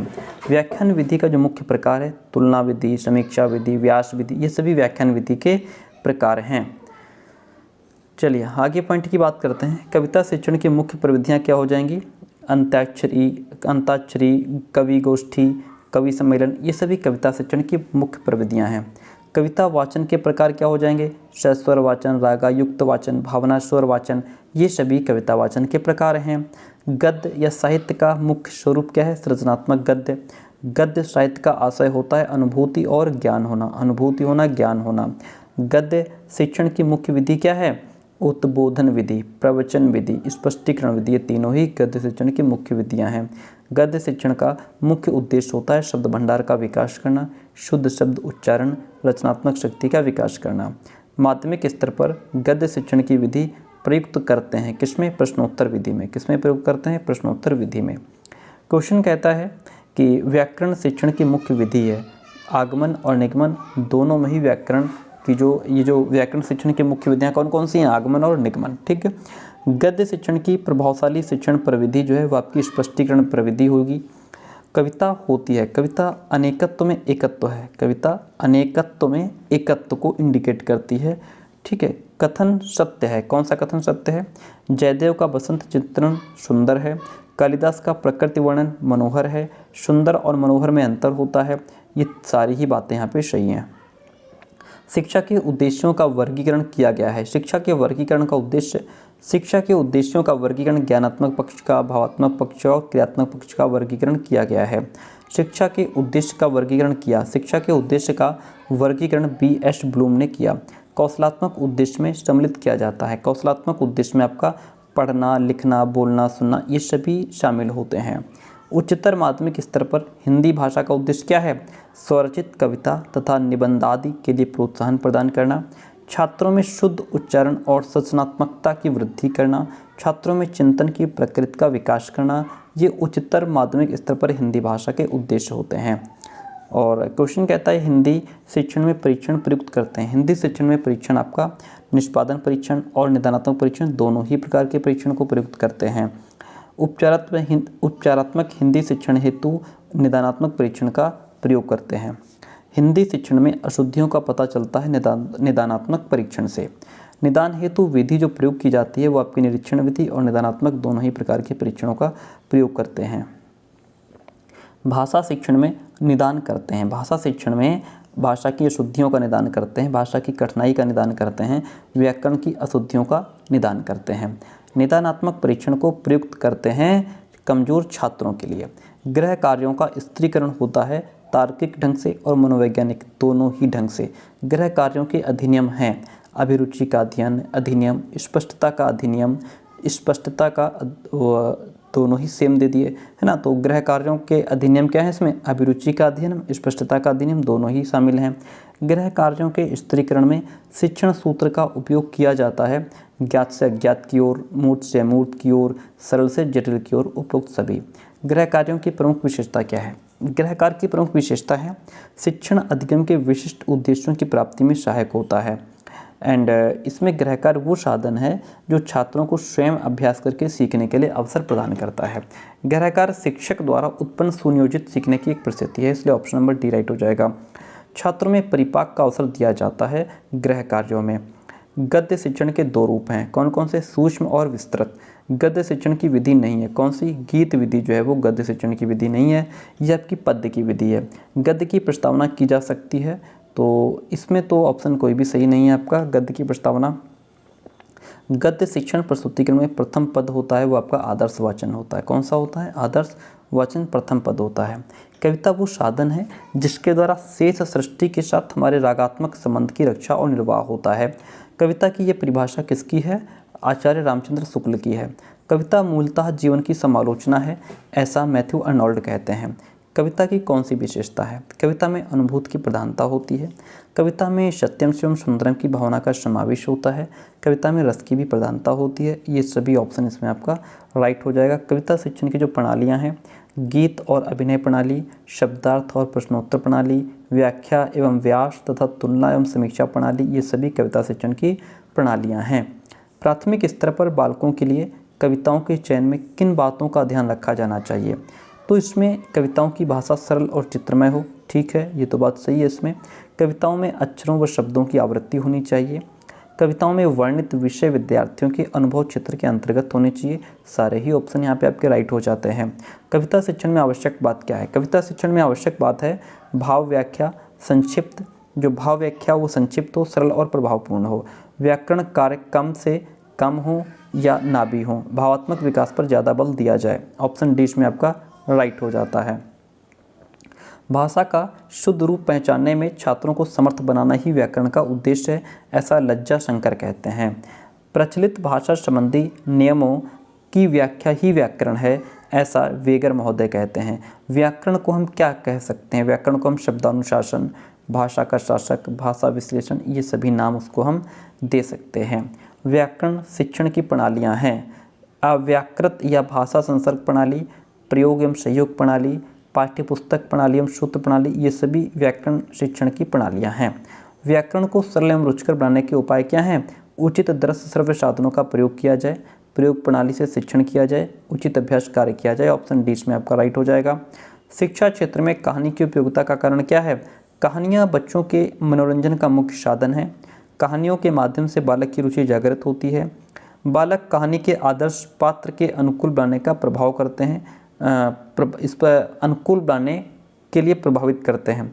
तो इसलिए ऑप्शन नंबर डी में आपका राइट हो जाएगा। क्वेश्चन है कि कहानियों का चयन करते समय शिक्षक को किस बात पर ध्यान देना चाहिए? कहानियों का चयन करते समय शिक्षक को कहानी की भाषा सरल होनी चाहिए, कहानी का कथानक स्वाभाविकता से परिपूर्ण हो, कहानी निराशावादी ना हो, इन सभी बातों पर ध्यान देना होगा। शैक्षणिक निदान की विधियाँ क्या हैं? निरीक्षण एवं परीक्षण, साक्षात्कार, संचयी अभिलेख, ये सभी शैक्षणिक निदान की विधियाँ हैं। Option D is the right one over here. Next question, शैक्षणिक निदान के क्षेत्र क्या हैं? तो इसमें वाचन संबंधी अशुद्धियाँ, लैंग्वेज संबंधी अशुद्धियाँ, व्याकरण संबंधी अशुद्धियाँ, ये सभी शैक्षणिक निदान के क्षेत्र हैं। उपचारात्मक शिक्षण की पद्धतियाँ क्या हैं? तो सामूहिक उपचार, व्यक्तिगत उपचार, ये सभी उपचारात्मक शिक्षण की पद्धतियाँ हैं। पाठ्य योजना की आवश्यकता है। प्रस्तुतिकरण का क्रम होता है, पाठ्यवस्तु के तत्वों का समावेश, शिक्षण क्रियाओं का एक स्वरूप निर्धारित होता है, तो इसीलिए पाठ्य योजना की आवश्यकता होती है। प्राचीन पाठ्य योजना जो है वो हर्बर्ट ने दी थी। किसने दी? हर्बर्ट ने। पाठ्य योजना की मुख्य क्रियाएं क्या होंगी? प्रस्तुतिकरण, शिक्षण उद्देश्य, मूल्यांकन, ये सभी पाठ्य योजना की मुख्य क्रियाएं हैं। पाठ्य योजना का मुख्य तत्व क्या होगा? पाठ्यवस्तु के तत्व, विधि एवं प्रविधियाँ, सहायक सामग्री, ये सभी पाठ्य योजना के मुख्य तत्व हैं। पाठ्य योजना में प्रस्तुतिकरण को महत्व देते हैं हर्बर्ट पाठ्य योजना। कौन महत्व देते हैं? प्रस्तुतिकरण को हर्बर्ट पाठ्य योजना में प्रस्तुतिकरण को महत्व दिया जाता है। पाठ्य योजना उद्देश्य केंद्रित होती है। परिषद पाठ्य योजना और ब्लूम पाठ्य योजना, ये जो पाठ्य योजना है वो उद्देश्य केंद्रित होती हैं। पाठ्य योजना में प्रयुक्त करते हैं। पाठ्य योजना में हम शिक्षा के लक्ष्य, विशिष्ट उद्देश्य और शिक्षा के ध्येय को प्रयुक्त करते हैं। भावात्मक उद्देश्य का 5वां पद कौन सा है? संगठन। मनोशारीरिक उद्देश्य का 6 पदों में विस्तार किसने किया था? सिम्पसन ने। किसने किया था? सिम्पसन ने। मनोशारीरिक उद्देश्य का अंतिम पद जो है आपका वो आदत बनाना। मातृभाषा शिक्षण की मुख्य विधि आपकी अनुकरण, व्याकरण और अभ्यास है। व्याकरण शिक्षण की उपयुक्त विधि कौन सी है? व्याकरण शिक्षण की जो उपयुक्त विधि है वो आपकी आगमन और निगमन है। वर्तमान में मात्रेतर भाषाओं की शिक्षा किस विधि में दी जाती है? ये आपकी प्रत्यक्ष, अप्रत्यक्ष और संरचना, इन सभी प्रकार की विधियों में दी जाती है। भाषा प्रयोगशाला में शिक्षण किस रूप में होता है? भाषा प्रयोगशाला में जो शिक्षण है वो आपका व्यक्तिगत, सामूहिक, दोनों ही तरीके से होता है। एंड खेल विधि को निश्चित रूप किसने प्रदान किया? कुक ने। किंडरगार्टन प्रणाली का आविष्कार फ्रॉबेल ने किया। मॉन्टेसरी प्रणाली किन सिद्धांतों पर आधारित है? ये आपकी स्वतंत्रता, ज्ञानेंद्रियों द्वारा शिक्षा, आत्मशिक्षा, इन सभी पर आधारित है। डाल्टन प्रणाली का आविष्कार किसने किया? पार्खस्ट ने। डाल्टन प्रणाली का आविष्कार किसने किया? तो यहाँ पे ऑप्शन आपका कुमारी पार्खस्ट हो जाएगा। मार्खस्ट नहीं, इनका नाम पार्खस्ट है। ठीक है, ऑप्शन 20 में राइट है। डाल्टन प्रणाली का आविष्कार कुमारी पार्खस्ट ने किया था। प्रोजेक्ट प्रणाली का आविष्कार किसने किया? प्रोजेक्ट आपकी किलपैट्रिक ने दिया था। प्रोजेक्ट प्रणाली किलपैट्रिक ने दिया था। बेसिक शिक्षा प्रणाली में भाषा की शिक्षा किस माध्यम से दी जाती है? तो हस्त कौशल, सामाजिक पर्यावरण, प्राकृतिक पर्यावरण, इन सभी माध्यमों से दी जाती है। मौखिक भाषा के मूल तत्व जो हैं आपके वाक्य, शब्द और अक्षर हैं। लिखित भाषा के मूल तत्व आपके लिपि, शब्द, वाक्य, ये सभी हैं। अनुलेख में बच्चों को किस प्रकार के अक्षर बनाने होते हैं? तो अनुलेख में बच्चों को जो है उसी आकार के अक्षर बनाने होते हैं जिस आकार में उनको दिया जाता है। प्रतिलेख में बच्चों को किस आकार के अक्षर बनाने होते हैं? तो इसमें जो है किसी भी आकार के बच्चे अक्षर बना सकते हैं। श्रुतलेख बोलते समय शिक्षक को क्या सावधानी बरतनी चाहिए? तो इसमें उचित स्वर, उचित गति, उचित विराम प्रकार की सावधानी बरतनी चाहिए। इसके बाद यहाँ से हमारी यूनिट नंबर 4 शुरू होती है, जिसमें हमें 190 क्वेश्चंस और अभी डिस्कस करने हैं। फर्स्ट क्वेश्चन आपके सामने है, शुद्ध उच्चारण से आशय है। शुद्ध उच्चारण से क्या आशय है? शुद्ध उच्चारण से आशय है अक्षरों की स्पष्टता, पदों का पृथक पृथक उच्चारण हो और सुंदर स्वर हों। ये सभी आपकी जो है शुद्ध उच्चारण को क्लियर करते हैं। वो शुद्ध उच्चारण हमारा स्पष्ट होना चाहिए, जो स्वर हों वो सुंदर होने चाहिए और हर एक पद का अलग अलग हम उसको उच्चारित कर पाएँ। शुद्ध एवं स्पष्ट उच्चारण का महत्व निम्न कारणों से है। कारण क्या है? समाज में सम्मान, विशिष्टता का लक्षण है और भाषा में स्थायित्व आता है। उच्चारण दोष का कारण क्या है? उच्चारण दोष का कारण यह है कि पर्यावरण का प्रभाव पड़ सकता है, आदत हो सकती है, अध्यापक द्वारा जैसा निर्देशन मिलेगा बच्चा वैसा ही उसको प्रोनाउंस करेगा। क्रियात्मक अनुसंधान का मुख्य उद्देश्य है व्यावहारिकता। क्रियात्मक अनुसंधान के जो प्रवर्तक हैं स्टीफन एम कोरे हैं। हिंदी शिक्षण में क्रियात्मक अनुसंधान की समस्या क्या है? शुद्ध उच्चारण, शुद्ध लिखना, वाक्य संरचना, ये सभी जो हैं आपके हिंदी शिक्षण में क्रियात्मक अनुसंधान की समस्याएं हैं। क्वेश्चन कहता है क्रियात्मक अनुसंधान का मूल्यांकन किया जाता है आंतरिक मूल्यांकन। क्रियात्मक अनुसंधान का संपादन करता है। क्रियात्मक अनुसंधान का संपादन हिंदी शिक्षक करता है। कौन? हिंदी शिक्षक। क्रियात्मक अनुसंधान के निष्कर्षों का रूप होता है व्यावहारिक। कक्षागत समस्या का समाधान करते हैं। कौन? क्रियात्मक अनुसंधान। पाठ्यपुस्तकों का उपयोग करते हैं। छात्र और शिक्षक दोनों ही करते हैं। एंड शिक्षक पाठ्यपुस्तकों का उपयोग करता है अध्ययन में भी, पाठ्य योजना में एंड कक्षा अनुदेशन में शिक्षक पाठ्य पुस्तकों का उपयोग करता है। छात्रों को पाठ्य पुस्तकों का उपयोग है परिपाक में, अध्ययन में एंड सीखने के अनुभव में। Option D is the right one. पाठ्य पुस्तकों का मुख्य दोष क्या है? पाठ्य पुस्तकों का मुख्य दोष है एकाग्रता का, पुनर्बलन का, मनोवैज्ञानिक क्रम का। ऑप्शन डी आपका इसमें राइट हो जाएगा। क्वेश्चन कहता है हिंदी पुस्तकों के राष्ट्रीयकरण का अर्थ क्या है? हिंदी पुस्तकों के राष्ट्रीयकरण का अर्थ है राष्ट्र का उत्तरदायित्व, राष्ट्र द्वारा प्रकाशन, राष्ट्र का प्रकाशन अधिकार। Option D is the right one. Hindi पाठ्यपुस्तकों का अभाव है। हिंदी पाठ्यपुस्तकों का अभाव, अच्छी पुस्तकों का अभाव है, औपचारिक अनुदेशन, निदानात्मक अनुदेशन, इन सभी चीज़ों का अभाव है। पुस्तकों का राष्ट्रीयकरण है ये राजस्थान में। मापन का कार्य होता है निदान, पूर्व कथन और साफल्य करने में, पूर्व कथन करने में, निदान करने में मापन का काम होता है। मूल्यांकन की प्रकृति जो है वो आपकी गुणात्मक और परिमाणात्मक दोनों ही होती है। वस्तुनिष्ठ परीक्षा की विशेषता क्या है? वस्तुनिष्ठ परीक्षा की विशेषता है विश्वसनीयता। जो वस्तुनिष्ठ परीक्षण होता है वो विश्वसनीय होता है, वैधता होती है और वस्तुनिष्ठता उसमें होती है। हिंदी शिक्षण में प्रयुक्त करते हैं। हिंदी शिक्षण में हम जो है निबंधात्मक परीक्षा को और वस्तुनिष्ठ परीक्षा दोनों को ही हम उसमें शामिल करते हैं। क्वेश्चन कहता है हिंदी परीक्षा को हम, हिंदी शिक्षण में हम इन दोनों ही परीक्षाओं को शामिल करते हैं। एंड क्वेश्चन है कि भाषा की अभिव्यक्ति एवं रचना का मापन करते हैं तो निदानात्मक परीक्षा में। प्रामाणिक परीक्षण बनाते हैं वस्तुनिष्ठ परीक्षा को। उद्देश्य केंद्रित परीक्षा होनी चाहिए। वस्तुनिष्ठ परीक्षा, निबंधात्मक परीक्षा, ये दोनों ही परीक्षाएं उद्देश्य केंद्रित होनी चाहिए। हिंदी भाषा का जन्म हुआ, हिंदी भाषा का जन्म वैदिक संस्कृत से हुआ। उपनिषदों की कुल संख्या जो है वह आपकी 108 है। संस्कारों की कुल संख्या 16 है। व्यंजनों की कुल संख्या आपकी 33 है। Okay, next one question is पाठ्य सहगामी क्रियाओं का उद्देश्य होता है भावात्मक विकास करना, मानसिक विकास करना एंड शारीरिक विकास करना। ज्ञानात्मक विकास की पाठ्य सहगामी क्रिया आपकी शैक्षिक पर्यटन, पुस्तकालय और प्रयोगशाला, ये ज्ञानात्मक विकास की पाठ्य सहगामी क्रियाएं हैं। वास्तविक ज्ञान प्रदान किया जाता है शैक्षिक पर्यटन से। भाषा शिक्षण में संबंधित पाठ्य सहगामी जो क्रिया है वो आपकी साहित्यिक गतिविधियाँ एंड सांस्कृतिक गतिविधियाँ, ये दोनों ही भाषा शिक्षण से संबंधित पाठ्य सहगामी क्रियाएँ हैं। हिंदी शिक्षण में साहित्यिक गतिविधियाँ हैं वाद विवाद, कवि सम्मेलन, विद्यालय पत्रिका, ये सभी हिंदी शिक्षण में साहित्यिक गतिविधियों के अंतर्गत आती हैं। विद्यालय पत्रिका का मुख्य उद्देश्य है छात्रों की तार्किक, काल्पनिक और मानसिक शक्तियों का विकास करना एंड जो है कि छात्रों की भाषा और शैली को सुव्यवस्थित करना, हिंदी भाषा और साहित्य के प्रति अनुराग उत्पन्न करना। Option D. पाठ्यक्रम विकास का सोपान क्या है? पाठ्यक्रम विकास का सोपान है मूल्यांकन, पृष्ठपोषण एंड उद्देश्य विधियाँ। शिक्षा प्रक्रिया का मुख्य घटक है छात्र, शिक्षक और पाठ्यक्रम। पाठ्यक्रम का मूल तत्व है पाठ्यवस्तु, शिक्षण विधियाँ और उद्देश्य, ये पाठ्यक्रम के मूल तत्व हैं। पाठ्यक्रम विकास की जो प्रकृति है वो आपकी निरंतरता, चक्रीय और भविष्योन्मुख होती है। पाठ्यक्रम को प्रभावित करने वाला कारक आपका परीक्षा प्रणाली, अध्ययन समिति और सामाजिक परिवर्तन है। माध्यमिक स्तर के पाठ्यक्रम प्रारूप का सुझाव आपकी किसने दिया था? मुदालिया शिक्षा आयोग, कोठारी शिक्षा आयोग एंड राष्ट्रीय शिक्षा नीति आयोग, इन सभी ने माध्यमिक स्तर के पाठ्यक्रम का प्रारूप का सुझाव दिया था। माध्यमिक स्तर के पाठ्यक्रम में सम्मिलित किया गया, क्या सम्मिलित किया गया? इसमें आपकी 3 भाषाएं, सामाजिक अध्ययन और विज्ञान एवं गणित को सम्मिलित किया गया। माध्यमिक स्तर पर मूल पाठ्यक्रम के अतिरिक्त अन्य 3 विषयों के लिए वैकल्पिक वर्ग जो है वह आप में 7 वर्ग हैं। प्रचलित माध्यमिक पाठ्यक्रम का दोष क्या है? इसका दोष है विषयों की अधिकता, परीक्षा केंद्रित होना एंड व्यावहारिकता का अभाव होना। प्रचलित माध्यमिक पाठ्यक्रम के दोष हैं। ऑप्शन डी आपका इसमें राइट हो जाएगा। पाठ्यक्रम शब्द का अर्थ होता है, पाठ्यक्रम शब्द का अर्थ होता है पाठ्यवस्तु का प्रारूप, अध्ययन विषय का क्षेत्र और प्रकरणों का स्वरूप है। शिक्षण सहायक सामग्री का मुख्य प्रकार क्या है? शिक्षण सहायक सामग्री आपकी श्रव्य हो सकती है, दृश्य हो सकती है और श्रव्य दृश्य दोनों हो सकती हैं। दृश्य श्रव्य सहायक सामग्री का उपयोग है, दृश्य श्रव्य सहायक सामग्री का उपयोग आपका शिक्षण को रोचक बनाने में, एक से अधिक इंद्रियों को सक्रिय करने में, शिक्षण कौशलों का विकास करने में इसका प्रयोग किया जाता है। श्रव्य सहायक सामग्री का उपयोग करते हैं शुद्ध उच्चारण में। दृश्य सहायक सामग्री का उपयोग जो है वह आपका शुद्ध लेखन में होता है।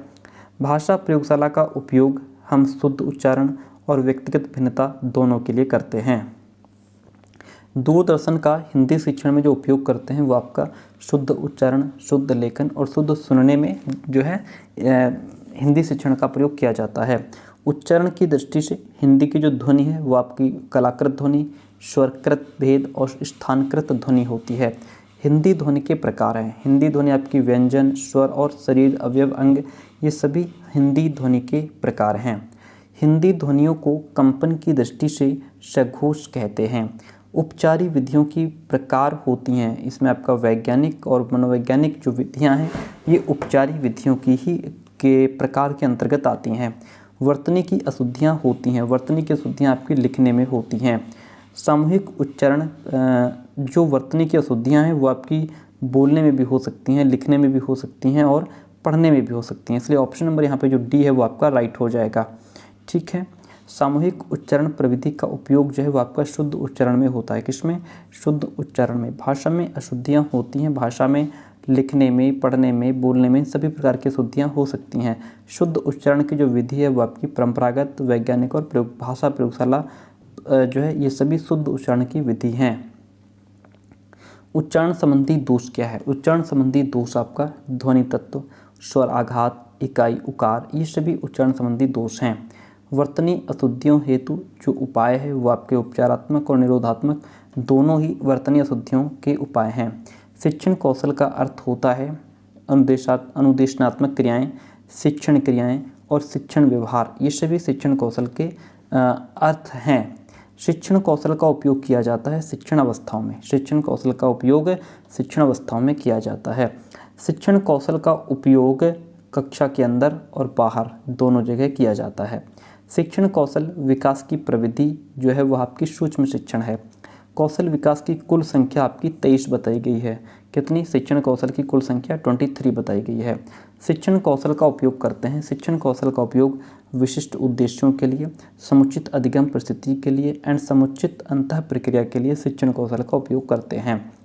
पुनर्बलन कौशल का उपयोग आपका छात्रों को प्रोत्साहन देने के लिए, शिक्षण का अग्रसर करने के लिए और अधिगम रुचिकर करने के लिए रीइंफोर्समेंट का यूज़ किया जाता है। व्याख्यान कौशल की क्रिया क्या है? व्याख्यान कौशल की क्रिया आपकी भाषा सरल एवं सुबोध हो, पाठ की गति की उपयुक्तता हो और स्वर की स्पष्टता होनी चाहिए। पुनर्बलन कौशल का तत्व क्या है? अतिरिक्त शाब्दिक संकेत, पुनरावृत्ति एवं पुनर्व्याख्या, शाब्दिक प्रबलन, प्रेरणा, ये सभी पुनर्बलन कौशल के तत्व हैं। ऑप्शन डी इसमें आपका राइट हो जाएगा। संप्रेषण कौशल की क्रिया क्या है? संप्रेषण कौशल की क्रिया आपकी संप्रेषण की पूर्णता है, संप्रेषण की उपयुक्तता है, समुचित माध्यम का उपयोग है, ये सभी संप्रेषण कौशल की क्रियाएं हैं। भाषा का मुख्य घटक क्या है? व्याकरण, भाषा विज्ञान, भाषा कौशल, ये सभी जो है भाषा के मुख्य घटक हैं। आगे बढ़ते हैं। क्वेश्चन कहता है भाषा कौशल का रूप क्या है? भाषा कौशल आपका जैसे बोलना, सुनना, लिखना, पढ़ना, ये सभी भाषा कौशल के रूप हैं। भाषा का मुख्य तत्व क्या है? भाषा का जैसे अभिव्यक्ति, भाव, विचार, ये सभी भाषा के मुख्य तत्व हैं। भाषा तत्वों का प्रवाह समान होता है। ये आपका लिखने, सुनने, बोलने, पढ़ने, जो भाषा तत्वों का प्रवाह है वो आपका सुनने और पढ़ने में समान होता है। सूक्ष्म शिक्षण का विकास किया। सूक्ष्म शिक्षण का विकास एलन ने किया। किसने किया? कीथ, एचसन एवं एलन ने किया। सूक्ष्म शिक्षण का प्रयोग करते हैं तो इसको जो है प्रशिक्षण प्रविधि को और पोषण प्रविधि में सूक्ष्म शिक्षण को प्रयुक्त करते हैं। सूक्ष्म शिक्षण की मुख्य अवस्था क्या है? सूक्ष्म शिक्षण की मुख्य अवस्था आपकी ज्ञान प्राप्ति है, कौशल का अधिग्रहण, अंतरण, ये सभी सूक्ष्म शिक्षण की अवस्थाएं हैं। सूक्ष्म शिक्षण का उपयोग करते हैं किसमें? शिक्षण कौशल में। किसमें करते हैं? शिक्षण कौशल में। पृष्ठपोषण का मुख्य कार्य क्या होता है? पृष्ठपोषण का मुख्य कार्य आपका स्वक्रम, गति उत्पन्न करना, नियंत्रण करना, इन सभी में जो है पृष्ठपोषण का मुख्य कार्य होता है। पृष्ठपोषण की अवधारणा है व्यवहार में परिवर्तन करना, मनुष्य मशीन के समान, कौशल में स्वामित्व, ये सभी पृष्ठपोषण की अवधारणाएं हैं। सूक्ष्म शिक्षण का अर्थ होता है लघु कक्षा, लघु जो है शिक्षण कालांश यानी कि छोटा पीरियड, लघु पाठ्यवस्तु, ये सभी सूक्ष्म शिक्षण के अर्थ होते हैं। सूक्ष्म शिक्षण का उपयोग किसमें किया जाता है? इसका उपयोग प्रशिक्षण संस्थाओं में किया जाता है। किसमें? प्रशिक्षण संस्थाओं में किया जाता है। मूल्यांकन वो नवीन प्राविधिक पद है जो मापन के व्यापक कॉन्सेप्ट को प्रेजेंट करता है, ऐसा राइटस्टोन कहते हैं। मूल्यांकन का महत्व है किसमें है? वांछित शैक्षिक उद्देश्यों के संबंध में जानकारी के लिए, बालकों को उपलब्धि की जानकारी के लिए मूल्यांकन इम्पोर्टेंस है, या फिर शिक्षण प्रक्रिया में परिवर्तन व सुधार के लिए, या फिर इन सभी के लिए। तो जो मूल्यांकन है वो इन सभी के लिए इम्पोर्टेंट है। मूल्यांकन प्रक्रिया का मुख्य अंग है उद्देश्य, सीखने से उत्पन्न अनुभव, व्यवहार में परिवर्तन, ये सभी मूल्यांकन प्रक्रिया के मुख्य अंग हैं। गुणात्मक परीक्षा है संचयी अभिलेख, जांच सूची, रेटिंग स्केल, ये सभी गुणात्मक परीक्षा के अंतर्गत आते हैं। वस्तुनिष्ठ परीक्षा की क्या विशेषता है? वस्तुनिष्ठ परीक्षा आपकी वस्तुनिष्ठ होती है, विश्वसनीयता और वैधता उसके अंदर होती है। सूक्ष्म शिक्षण का सुझाव सर्वप्रथम किस व्यक्ति ने दिया था? कीथ एचिसन ने। सूक्ष्म शिक्षण उपागम का नामकरण किस व्यक्ति ने किया था? एलन ने। सूक्ष्म शिक्षण का मूल सिद्धांत क्या है? एक समय में एक कार्य का सिद्धांत, पुनर्बलन और प्रतिपुष्टि का सिद्धांत, निदान एवं उपचार का सिद्धांत, ये सभी सूक्ष्म शिक्षण के मूल सिद्धांत हैं। क्वेश्चन कहता है सूक्ष्म शिक्षण द्वारा शिक्षकों को किन कौशलों में प्रशिक्षित किया जाता है? तो इसमें प्रश्नोत्तर, कथन, श्यामपट्ट प्रयोग, इन सभी प्रकार के स्किल्स में वेल ट्रेंड किया जाता है। सूक्ष्म शिक्षण द्वारा शिक्षकों में एक समय में कितने शिक्षण कौशलों का विकास किया जाता है? तो इसमें एक ही कौशल शिक्षण का विकास किया जाता है। सूक्ष्म शिक्षण की समयावधि सामान्यतः कितनी होती है? 10 मिनट। पाठ्यक्रम का मूल तत्व क्या है? पाठ्यवस्तु, शिक्षण विधियाँ और उद्देश्य, ये सभी पाठ्यक्रम के मूल तत्व हैं। Option D is the right one. पाठ्यक्रम विकास की प्रकृति जो है वो आपकी निरंतरता, चक्रीय और भविष्य उन्मुख होती है। पाठ्यक्रम को प्रभावित करने वाला जो कारक है वो आपका परीक्षा प्रणाली, अध्ययन समिति और सामाजिक परिवर्तन, ये सभी पाठ्यक्रम को प्रभावित करने वाले आपके कारक हैं। क्वेश्चन कहता है माध्यमिक स्तर के पाठ्यक्रम में सम्मिलित क्या है? माध्यमिक स्तर के पाठ्यक्रम में जो है 3 भाषाएं, सामाजिक अध्ययन, विज्ञान एवं गणित, ये इसमें शामिल किए गए हैं। प्रचलित माध्यमिक पाठ्यक्रम का दोष क्या है? प्रचलित माध्यमिक पाठ्यक्रम का दोष आपका विषयों की अधिकता है, परीक्षा केंद्रित जो है पाठ्यक्रम है, व्यवहारिकता का अभाव है। पाठ्यक्रम शब्द का अर्थ होता है पाठ्यवस्तु का प्रारूप, अध्ययन विषय का क्षेत्र, प्रकरणों का स्वरूप, ये सभी पाठ्यक्रम शब्द का अर्थ को इंडिकेट करते हैं। मानव मूल्यों के विकास के आधार हैं तो विश्वास, आदर्श, आचरण, आस्था, ये सभी मानव मूल्यों के विकास के आधार हैं। मूल्यांकन पाठ्य योजना जो है ब्लूम ने दी। मूल्यांकन पाठ्य योजना के पद जो है कितने होते हैं? मूल्यांकन पाठ्य योजना के पद 3 होते हैं। पाठ्य योजना का मुख्य पक्ष जो है वो आपका अदा, प्रदा और प्रक्रिया है। पाठ्य योजना का मुख्य पक्ष अदा, प्रदा, प्रक्रिया है।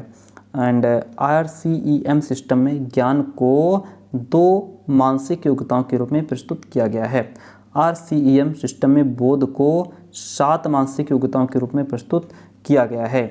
RCM सिस्टम में सृजनात्मक को 3 मानसिक योग्यताओं के रूप में प्रस्तुत किया गया है।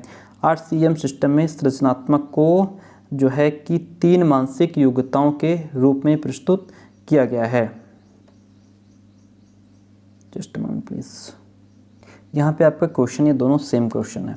समवाय विधि उपयोगी। समवाय विधि आपकी रचना शिक्षण में और व्याकरण में, इन दोनों में ही उपयोगी है। शिक्षण की विधा नहीं है। सूक्ष्म शिक्षण जो है ये आपकी शिक्षण की विधा नहीं है। सूक्ष्म शिक्षण प्रणाली का प्रारंभ स्टैनफोर्ड विश्वविद्यालय में किस सन में हुआ? ये आपका 1960 में हुआ। मौन वाचन की प्रमुख विशेषता क्या है? अर्थ ग्रहण करते हुए तेजी से पढ़ना। व्याख्यान विधि का प्रयोग जो है वह आपका प्रश्नोत्तर विधि के साथ प्रयोग उत्तम रहता है। ध्वन्यात्मक विधि में सर्वप्रथम सिखाए जाते हैं स्वर सिखाए जाते हैं। सबसे पहले इसमें स्वर सिखाए जाते हैं। इकाई विधि के लक्ष्य और उद्देश्य होने चाहिए निश्चित। प्रबल कौशल के जो जनक हैं वो आपके HC हॉल हैं। आगमन विधि में छात्र अग्रसर जो है विशिष्ट से सामान्य की ओर चलता है। विशिष्ट से सामान्य की ओर चलता है। रसास्वादन विधि आधारित है किस पर? रस पर। सुनकर अर्थ ग्रहण करने की योग्यता प्राप्त करने का उद्देश्य ज्ञानात्मक होता है। सूत्र प्रणाली किस सिद्धांत पर आधारित है? सूत्र प्रणाली पूर्ण से अंश की ओर चलती है। मूल्यांकन में निष्पक्षता बनाए रखने के लिए जो प्रश्न है वो आपकी वस्तुनिष्ठ होने चाहिए। कैसे होने चाहिए? वस्तुनिष्ठ होने चाहिए। साहचर्य विधि का आविष्कार किया था किसने?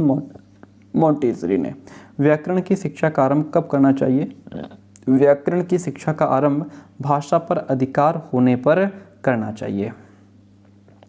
इकाई विधि का दोष क्या है? इकाई विधि का दोष शिक्षण सामग्री का बंटवारा करना। शिक्षक की क्रिया से संबंधित है क्या? आदर्श वाचन।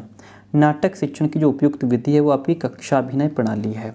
मूल्यांकन प्रक्रिया को त्रिकोणात्मक रूप से किसके द्वारा प्रदर्शित किया गया था? यह आपका ब्लूम के द्वारा प्रदर्शित किया गया था। लेखन कौशल के विकास के लिए प्राथमिक स्तर पर जो श्रेष्ठ विधि आपकी जेका टॉट विधि है। लेखन कौशल की विधि नहीं है। कौन सी नहीं है? पद पद्धति। व्याकरण शिक्षण में व्याख्या का अंग नहीं है, वो आपका परिचर्चा नहीं है। कौन सा नहीं है? परिचर्चा। इस कौशल में वर्तनी को अधिक महत्व दिया जाता है लेखन कौशल में। गद्य शिक्षण का प्रमुख उद्देश्य ग्रहण और अभिव्यक्ति है। गद्य शिक्षण हेतु प्रयोग में लाई जाती है व्याख्या विधि। काठिन्य निवारण की जो सुकराती विधि है वो प्रश्नोत्तर विधि है। कौन सी विधि? प्रश्नोत्तर। बार बार रटने की जो विधि है वो प्रायण विधि है। एंड बुद्धि के आउटपुट हैं भाषण। समास शिक्षण हेतु सूत्र काम में आता है। समास क्या क्वेश्चन कह रहा है? समास शिक्षण हेतु जो सूत्र हम काम में लेते हैं वो स्थूल से सूक्ष्म की ओर होता है। काठिन्य निवारण विशेष बल दिया जाता है गद्य शिक्षण में। रचनात्मक मूल्यांकन किया जाता है सतत मूल्यांकन के रूप में। स्वाध्याय के सोपान आपके जैसे क्रियान्वयन हो गया। एंड किस तरह के लेखन को आकलन में शामिल करना उचित है? तो सूचना संदेश, डायरी, विज्ञापन, इस तरह के लेखन को आकलन में शामिल करना उचित होता है। व्याकरण के पक्षों और शब्दों को बारीकी की समझ का आकलन संदर्भ युक्त सामग्री में किया जाना चाहिए। किसमें? संदर्भ युक्त सामग्री में किया जाना चाहिए। भाषा में आकलन का प्रयोग मुख्यतः डैश के लिए होना चाहिए। किसके लिए? बच्चों के भाषाई प्रयोग की क्षमता के लिए होना चाहिए। रचनात्मक आकलन का सबसे सही तरीका क्या है? कहानी पढ़ करके प्रश्न बनाना। कहानी पढ़ करके प्रश्न बनाना। एक भाषा शिक्षक के रूप में पाठ पढ़ाने के उपरांत आप निम्नलिखित में से किस प्रकार के प्रश्न सर्वाधिक महत्व देंगे? तो इसमें गांधी जी के जीवन व्यक्तित्व की किन विशेषताओं ने आपको प्रभावित किया है और क्यों? इस प्रकार के प्रश्न, उसमें इस प्रकार के प्रश्नों को ज़्यादा इंपॉर्टेंस दिया जाएगा। हिंदी भाषा में सतत आकलन का सर्वाधिक उचित तरीका क्या है? बच्चों को अपने अनुभवों को कहने लिखने के पर्याप्त अवसर देना। एंड नेक्स्ट वन क्वेश्चन इस भाषा प्रवाह तथा अभिव्यक्ति कौशल के मूल्यांकन की जो उपयुक्त तरीका है वो मौखिक वार्तालाप है। बच्चों की भाषाई क्षमता को क्रमिक प्रगति के बारे में बताने में सर्वाधिक मदद करता है पोर्टफोलियो। भाषा में सतत आकलन का उद्देश्य क्या है? ये जानना कि भाषा सीखने में बच्चों को किस मदद की आवश्यकता होती है। हिंदी भाषा के प्रश्न पत्र में आप किस सवाल को सबसे बेहतर मानते हैं? अगर आप बाबा भारती की जगह होते तो क्या करते? इस प्रकार के प्रश्न को बेहतर मानते हैं। प्राथमिक स्तर पर बच्चों की भाषा का आकलन करने में क्या सबसे कम उपयोगी है? तो वो पाठ के अंत में दिए गए सवालों के जवाब लिखना सबसे कम उपयोगी है। हिंदी भाषा का आकलन करते समय पोर्टफोलियो बच्चों के बारे में ये बताता है कि क्रमशः उनकी प्रगति किस प्रकार हो रही है। उच्च प्राथमिक स्तर पर बच्चों की मौखिक अभिव्यक्ति का सतत आकलन करने के लिए सर्वाधिक उचित तरीका आपका प्रश्न पूछना, प्रतिक्रिया व्यक्त करना एंड परिचर्चा करना है। उच्च प्राथमिक स्तर पर बच्चों की हिंदी भाषा की क्षमता के आकलन में प्रकार्य परक पक्ष पर बल देने का आशय है भाषा के कार्यों की सूची बनाना। पोर्टफोलियो के संबंध में कौन सा कथन सही है? इसमें हमें 3-4 ऑप्शन होंगे, इसमें एक ऑप्शन सही ढूंढना है। क्वेश्चन कहता है पोर्टफोलियो के बारे में कौन सा कथन सही है? इसमें बच्चों की क्रमिक प्रगति के बारे में पता चलता है, यही बात पोर्टफोलियो के बारे में सही है। हिंदी भाषा में सतत और व्यापक मूल्यांकन का आकलन का मुख्य उद्देश्य है बच्चों की भाषा प्रयोग संबंधी क्षमता के विकास में मदद करना। प्राथमिक स्तर पर बच्चों की भाषा प्रयोग की क्षमता संबंधी रिकॉर्ड तैयार करने के उपरांत कौन सा कार्य सर्वाधिक महत्वपूर्ण है? रिपोर्टिंग करना। कौन सा कार्य महत्वपूर्ण है? रिपोर्टिंग करना। प्राथमिक स्तर पर पढ़ने की क्षमता के आकलन में सबसे कम महत्वपूर्ण है अक्षर जोड़ करके पढ़ना। सतत आकलन का उद्देश्य ये जानना है कि बच्चों ने क्या सीखा। उच्च प्राथमिक स्तर पर हिंदी भाषा में अभिव्यक्ति परखने के लिए आप किस प्रश्न को सर्वाधिक महत्व समझते हैं? तो सर्वाधिक महत्वपूर्ण प्रश्न ये है कि लोकगीत संस्कृत के परिचायक होते हैं। इस कथन पर अपने विचार व्यक्त कीजिए। प्राथमिक स्तर पर बच्चों की भाषाई क्षमताओं के आकलन में सबसे अधिक कारगर क्या है? पोर्टफोलियो। क्या हो जाएगा? पोर्टफोलियो। क्वेश्चन कहता है कि कक्षा 8 के बच्चों का सतत आकलन करना सबसे अधिक महत्वपूर्ण है भाषा प्रयोग की क्षमता में। भाषा सीखने में सबसे बड़ा बाधक तत्व जो है वो आपका भाषा में आकलन है। पोर्टफोलियो बच्चों की क्रमिक प्रगति के बारे में जानकारी देता है। क्वेश्चन कहता है कि 8वीं कक्षा में बच्चों के भाषा आकलन के लिए आप किसे सबसे कम महत्वपूर्ण मानते हैं? तो इसमें साहित्यिक समारोहों का आयोजन करना सबसे कम महत्वपूर्ण है। शिक्षार्थियों के सतत समग्र मूल्यांकन पर प्रभावी जोर दिया गया राष्ट्रीय शिक्षा नीति 1986 में। शैक्षिक मूल्यांकन के उद्देश्य 3 होते हैं। कितने? 3। मौन वाचन का मूल्यांकन किस परीक्षा के द्वारा किया जा सकता है? यह आपका जो है मूर्ति परीक्षा, सत्यासत्य परीक्षा, बहुविकल्पीय परीक्षा, इन सभी के माध्यम से किया जाता है।